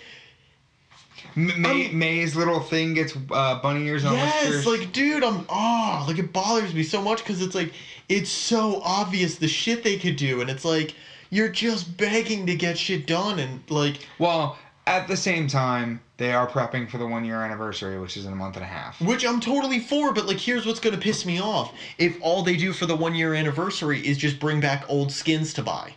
Yeah. Because I'm going to be cool, but I've been keeping up with the game, so how about you give me something new, with like incentive. What I am hoping they do... apparently reports are showing that we may get Overwatch 2 very soon. Yeah, I know, which I don't know how I feel about that. Yeah. Especially with, I'm completely fine with how the game is right now. I don't need... I mean, it'd be cool if they did, like, a massive expansion for it that was, like, $40 and came with, like... I agree. 6 characters and 2 maps. Yes, I completely agree, but I don't think you need a whole new game, technically. Unless they took everything from the first one and just moved it over. Yes. Your rank, your characters, your skins, all of it, and they just added a whole bunch of shit. Then I would not have an issue with it. Or some type of reward system for at least playing it and hitting, like, prestige. Yeah. For every prestige you hit, you get... And if you got any golden guns, they come over. Yes. And your career profile from before gets factored in as your... career high for competitive and stuff like that. But what I did want to say though was I don't think they will, but I would really love if they if Overwatch was doing a kind of skins type setup. If I could compare it to any other game, I'd actually compare it to League. If I could pick an ideal setup. What I would love is, like, when they do every Christmas or every type of thing like that, you could buy the old skins, but they give you new ones every year. Yeah. And what I would really love is every year anniversary, or, well, technically League does it during their championship, but I would actually love it more if they did it for Overwatch every year, is there's one exclusive skin, kind of like how they did with Reinhardt, but it's like almost like a championship skin. Like it's like a fucking pro high-end elite skin. Or you get a skin for like playing for the year before. Yes, exactly, for like playing for that time. But either way, or buy it or something. Yeah. And have it be one of those ones where it's like 3K. Or it's like a holiday type skin if you're trying to buy it. It'd be cool too if like they made it so like the regular like legendary skins and other skins were like half price. Yes. For like the day of the anniversary. Yes, I agree. Like do something super temporary. Yeah. Yeah, I agree. But I want them to just do more because it is kind of that thing, and it sounds really stupid, but it's like I want to play Overwatch more, but I'm just in that lull a little bit where it's like the loot boxes aren't doing it for me right now, or like I just even if they just brought back like fucking summer loot boxes, like summer games, you know what I mean? Just old enough where people would be like, oh fuck, I didn't play those, and I'd really like the pole vaulting or the not pole vaulting, the oh my god, the hurdles tracer like victory thing or highlight intro. Lucio's. Yeah, exactly, and shit like that. So I'd really want stuff like that. Can we just have Lucio Ball back? Yeah, seriously, I don't know why. Like, yet again, it's like I love these modes they add. And kind of in the background, and still keep the achievements time-based. Yeah. But why the fuck can't we just keep playing them? Yeah. Like, I don't see why. Or... just give us a permanent PvE. Or, if, permanent PvE would literally, like, make my life. But what I would really love, too, is, like, okay, so Lucio Ball, they took out, quote-unquote, right? Yep. So it's not on the main thing. What I would love, though, is if you're now doing the whole make-your-own game... you could make Lucio Ball. You can make Lucio Ball. Or you can make Lucio Ball, but with other characters. Because your own game. So you could do Pharah missiles to do the rebound thing, you know what I mean? You could just do cool shit like that. You could do, Orisa to guarantee get the lock in to do the gravity, like have her be like either the goalie or like right at the enemy goal and kind of like mount up there. Yeah, the ball could bounce off her shield. Yes. And she could pull the thing in. And then plus two, like, I mean, just an option, but like if you did do that, then you could have attackers. So then you could have people do damage, or because it's your own game, set it up where no one takes damage. But the abilities that people do, or like have a Zarya, and when she pops ult, the whole team can't move.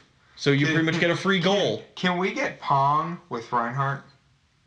Or do the Genji Reflect Pong.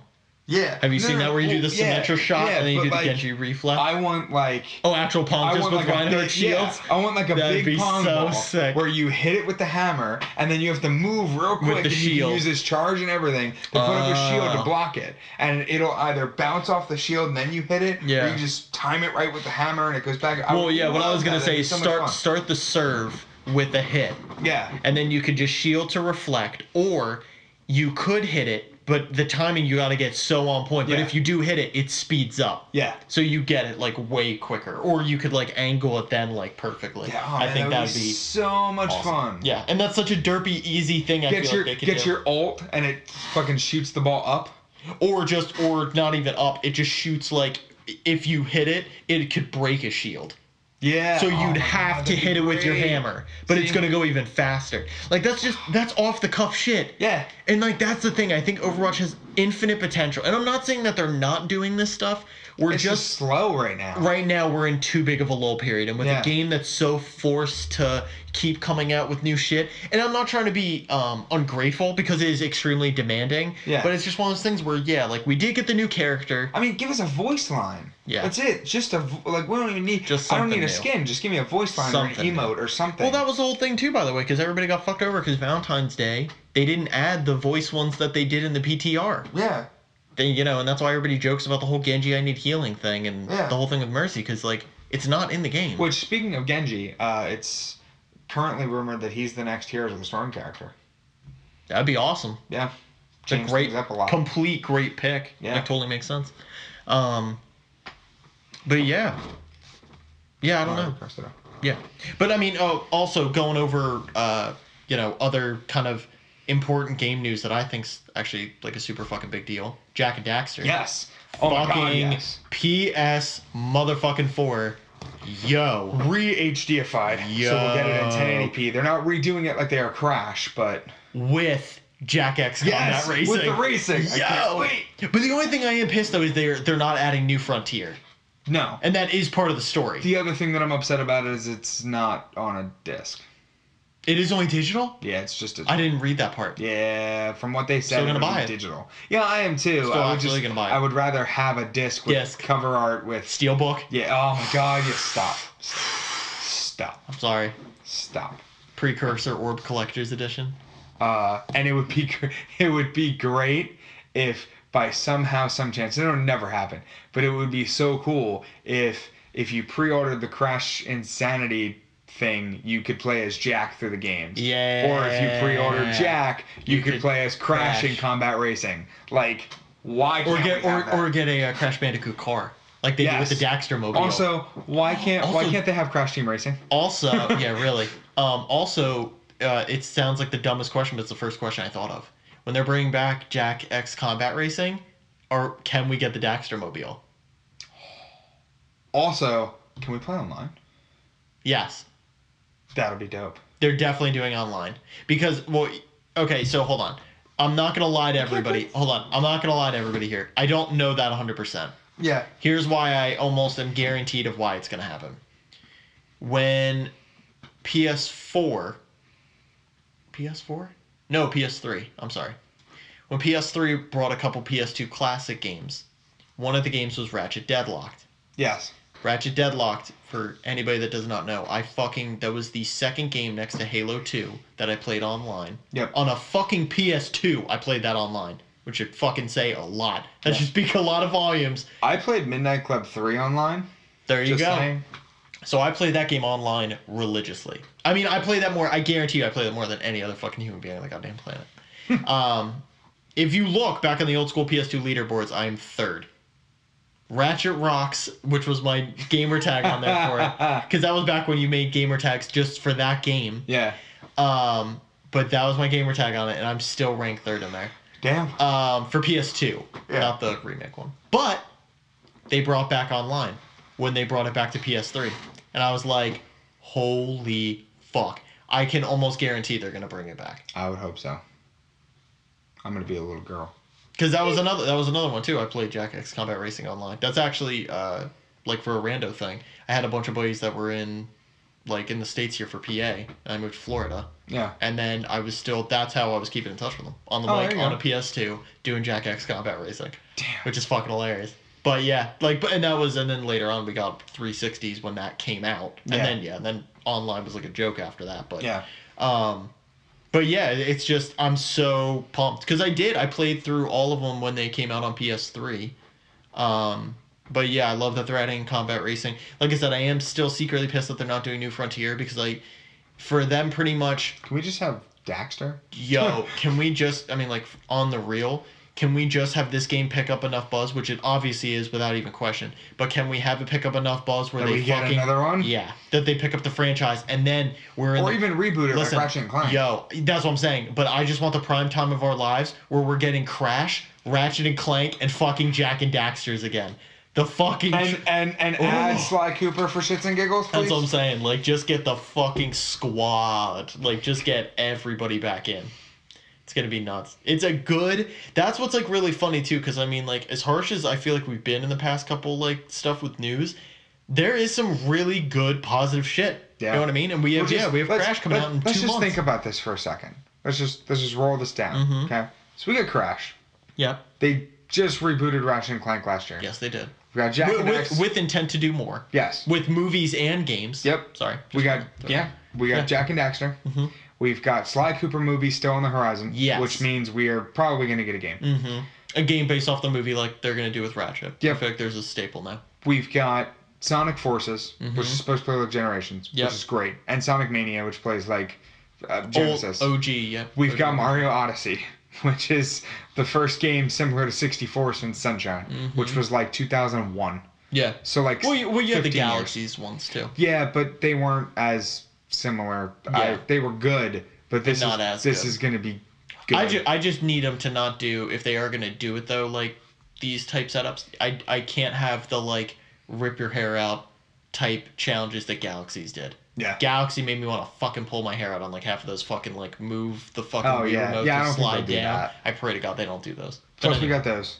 Nickelodeon just announced that Invader Zim's going to come back with a movie. I was going to bring that up. right at the end. They're fucking doing Samurai a one-shot Jack's movie. back. Oh, dude. Jack, by the way, if people have not been watching it, watch it. Holy shit. It is so good. Just all this nostalgia stuff. They're made my... And good. And by the way, and good keyword, nostalgia. Good nostalgia. Yes. Is all coming back from the days when I was too young to appreciate what I was playing. Well, yo, dude, even if we can just go off on this for 10 seconds. I'm watching Samurai Jack on Toonami. Yeah. Yeah. Can we just I'm watching Toonami again. Yeah. Holy fuck. Speaking on a rando note, actually with Toonami, I'm going to go on an anime tangent here for a sec. You do you, fam. Blu-ray upcomings, which I think I actually already talked about, but Maybe. I'm going to bring it up again because it needs to get brought up again because it's coming out in June. So people need to fucking get your asses in gear anime-wise. Big O is fucking coming out and fucking new Code Geass. And if you haven't watched Code Geass yet, fucking watch it. And what was that thing that you tagged Gran in on Facebook? Yes. So... big new anime announcement, which I completely forgot. Thank you, Jeremy. So, before I say the title, because for you, you'll just be neat. Yep. Actually, I recognize this Okay, one. good. But what I'm saying, though, is, and kind of reaping off nostalgia, actually totally reaping off nostalgia. Yeah, 100%. So what anime companies, and Funimation in particular, what they've been doing a lot with Berserk and Evangelion, and stuff like that is they bring back the animes, but they bring them back in part movies. Yep. So Berserk did it with 3 parts. Evangelion has done it with 3 parts, but there is going to be a 4th to finalize it. And Eureka 7 is Yep. going to be the fucking new one with 3 fucking movies. One coming out this year, Yeah. already on lock, and then another one for 2018 and 2019. Fucking ecstatic. Yeah. And they're purely remaking it to keep the exact same story. All they're doing is making the fights way more gorgeous and the overall thing reanimated to be way more on point. Yep. I'm so happy. Because don't get me wrong, I adore the series. I love the series. That one will always be like near and dear to my heart. That's kind of like at the time I watched it, that was one that no one recommended to me. Toonami/Adult Swim had it on. I checked it out. I was lucky enough to check it out, episode 1, and I watched fucking episode 1 through 50 every fucking week, and I was like, the fucking feels. And even watched the bonus movie that came out like way later. I think it's great though. The only thing that I have a hard time when I try to recommend it to people is it follows the 50 episode anime, which is tough for people to get into. Yeah. See already, yeah, it's excellent. See, that's your exact reaction is how most people are like, because usually most go by season by season. It's like a 24 shot. Yeah. You know what I mean? That's usually how it is. Most animes either follow the staple of you do 12 episodes or 24 per season.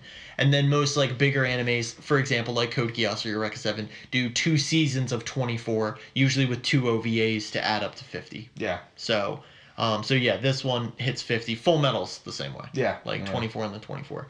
But Brotherhood was weird because it adds up to 51, but they broke it up into fucking 4 seasons, which I don't know why, or 5. It's fucking dumb with that one. But anyway, sorry. Weird. I digress. 2 other anime things we should probably bring up. Attack on Titan season 2.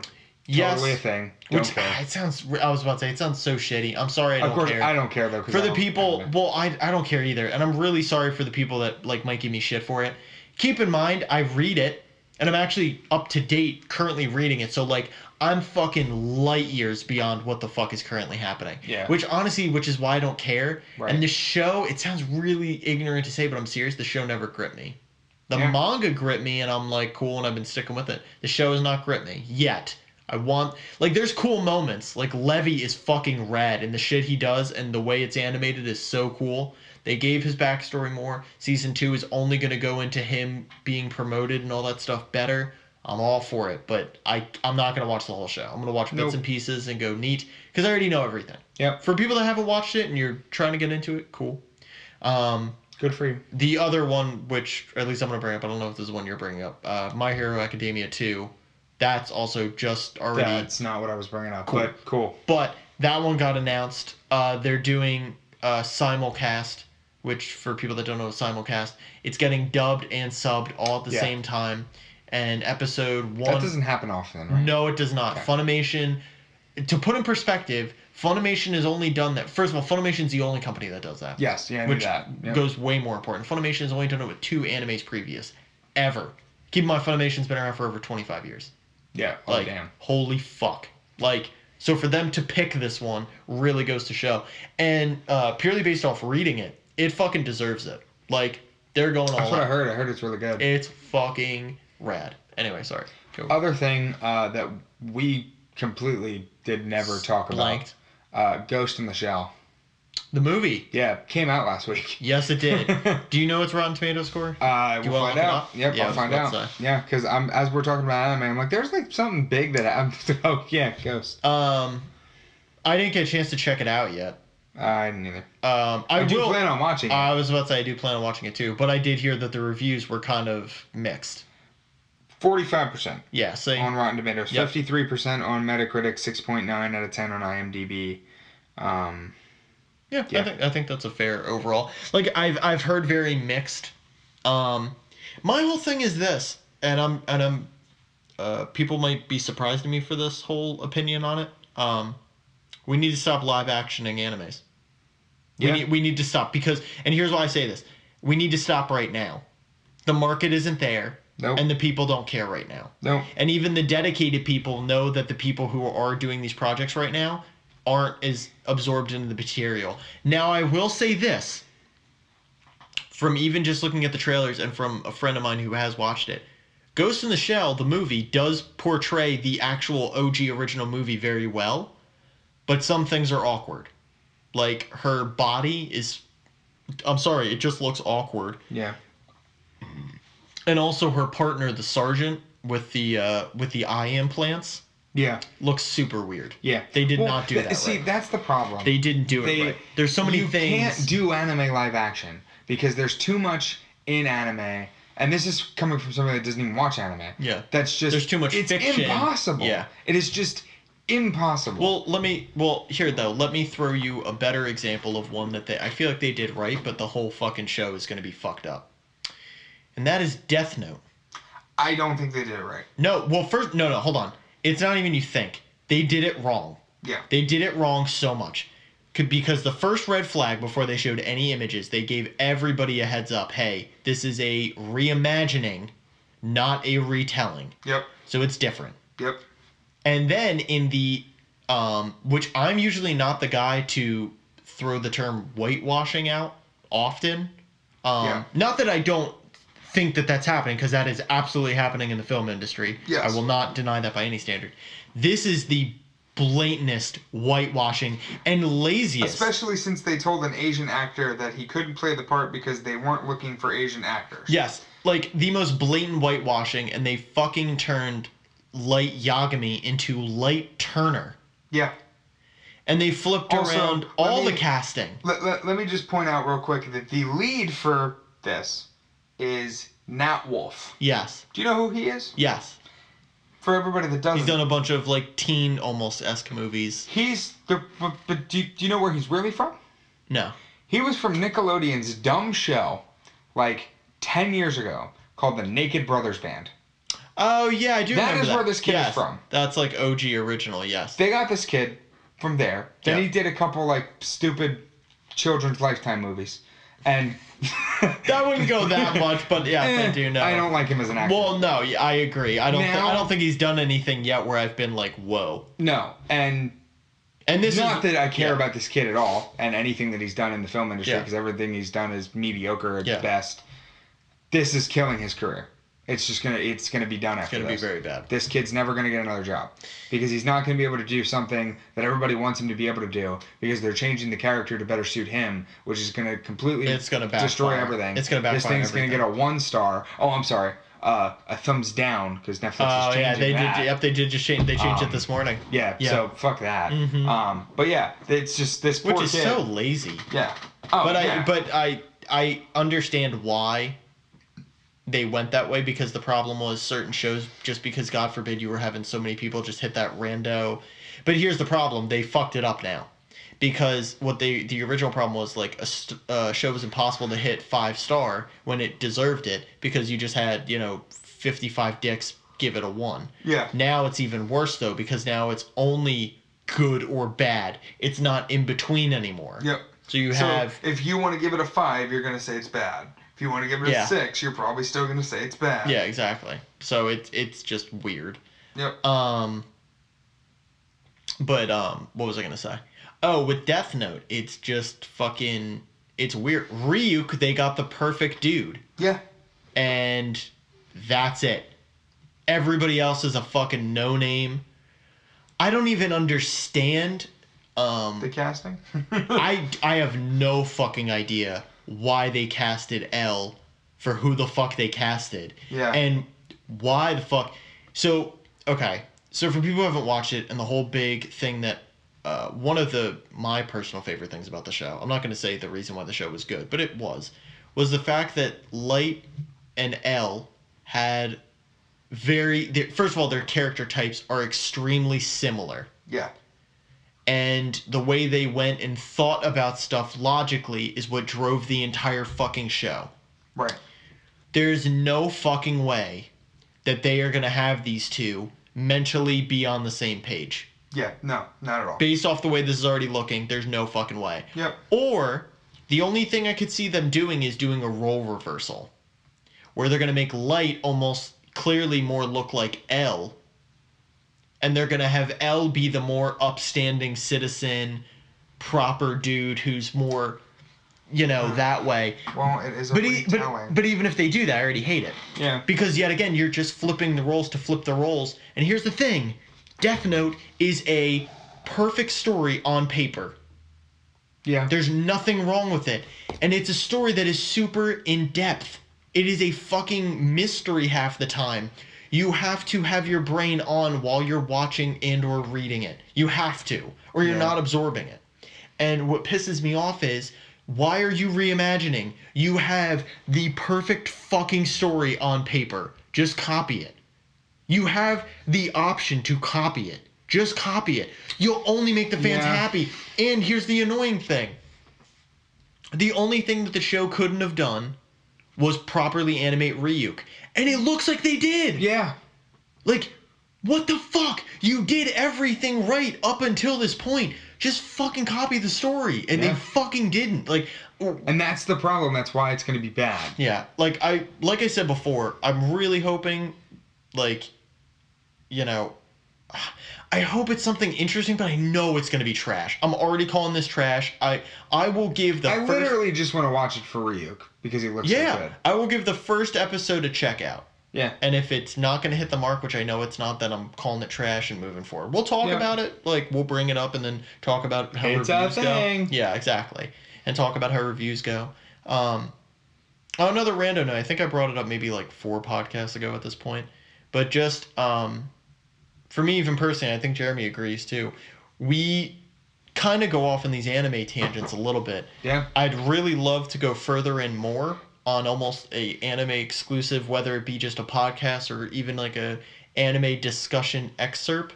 Let us know. But exactly, I don't want to do anything until I get feedback from you guys. So if we could really get, we gotta know who's listening. Exactly. So if we could get any type of comments, feedback for what's going down, I would love to put something like that out. I mean, for both of us, I think that's a project that I've really been trying to push to the forefront. So I'd like to get it going. I think the viewership is there, but I need to know it's there. Yeah. Because I don't want to put the whole thing out and then people just go neat. Yeah. So, you know, because it's something I'm very passionate about. I could talk about anime/manga literally forever. So, yeah. I think that's pretty much it, though. I think a couple of quick tidbits to bring up. Seems like Sony and Marvel want to say that Spider-Man's coming out in the summer. Insomniac wants to say that's not true. That it's not even coming out this year. Yeah. 2 days later, Days Gone is apparently now coming out in August. Yep. So that's another rumor. Which should be cool. Hopefully we could talk about those sooner, and hopefully they do come out this year because I think we need it.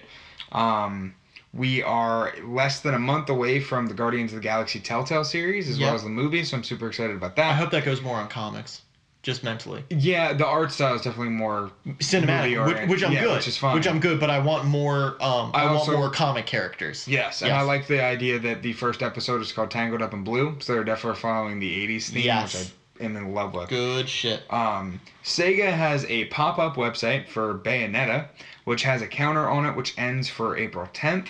So but it's gonna be a trailer for something. So it's either gonna be that Bayonetta 1 and 2 are both coming to the Switch, or by somehow God's graces we get be a new game. I was gonna say by some form of God's graces we get Bayonetta 3. Yeah. And then also biggest thing, this will be over by the time that this podcast is released online. Yeah. But there's a Scorpio event tomorrow. Yes.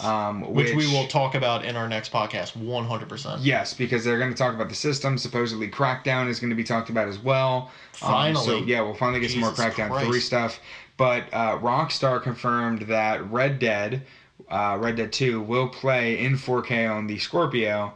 It is yet unannounced whether it'll play 4K on the Pro, which is definitely a leg up for Microsoft. Yeah. So the one thing I want to bring up subtly, because we were kind of talking about before the podcast, but one thing I just did want to bring up subtly, I don't want to go fully on Scorpio because we should definitely do that for the next one.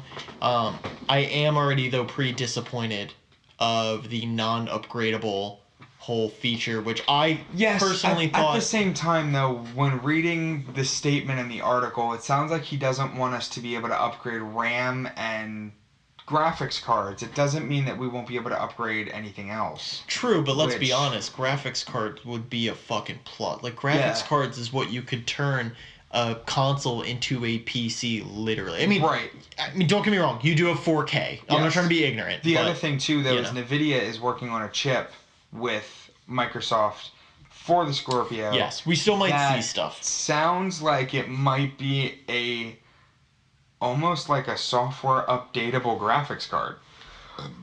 So what I was gonna say too was, let's table the conversation for it. And I almost like never say that, especially for a fucking podcast. But I want to table it because the whole thing with Scorpio is I'm gonna wait till tomorrow till they do their announcements, and I want them to surprise me. Yeah. I want them to go, by the way, so our original plan, we're flipping gears, but here's why now it's going to be way fucking better. You know what I mean? Yeah. So we'll see. We will see. Hopefully. Yeah. So, yeah, I think that's it though, right? I think we pretty much covered everything. It's been quite a setup. What's our time at? We are at 1:59. Oh, wow. Hour 59 minutes. There we go. Good shit. So works out pretty well. Right at the 2 hour mark. Yeah. Cool. So just to recap, everybody, episode 8, yet again, April 5th. For everybody who's like double checking the date, start and end time. 2017. April 4th, everything we just told you is a lie. No, stop. It's the 5th. All of it's real. We just foretold the future, motherfuckers. Stop. But, all right. So on that note, just real quick, like I said, like super last plug. Please, comments, suggestions. Yes. Any type of setup. I mean, even not anime-wise, movie-wise, if you want us to do some type of movie podcast. Anything we really want to, we really appreciate. Barry Manilow came out as gay. If you want to talk about more about music, let us know. You know, I can go in about music all day, every day. Yeah, really. Yeah, vice versa. So yeah, please let us know. We'd really love to hear any type of feedback at this point. Just to get, we are very confident in the direction that we're moving, but we'd love, with more feedback and with more interaction from you guys, we would love to only blossom and do more. Yeah. So please just let us know. I think. Plus, if there's stuff that we talk about that you guys don't like, let us know so we can stop doing it. Yeah, exactly. Yeah, please. So, yeah, anything to taper. But yeah, I think on that note, we're gonna wrap it up. Good evening, good night, and good luck, everybody. Good morning, because it's now 1:23 a.m.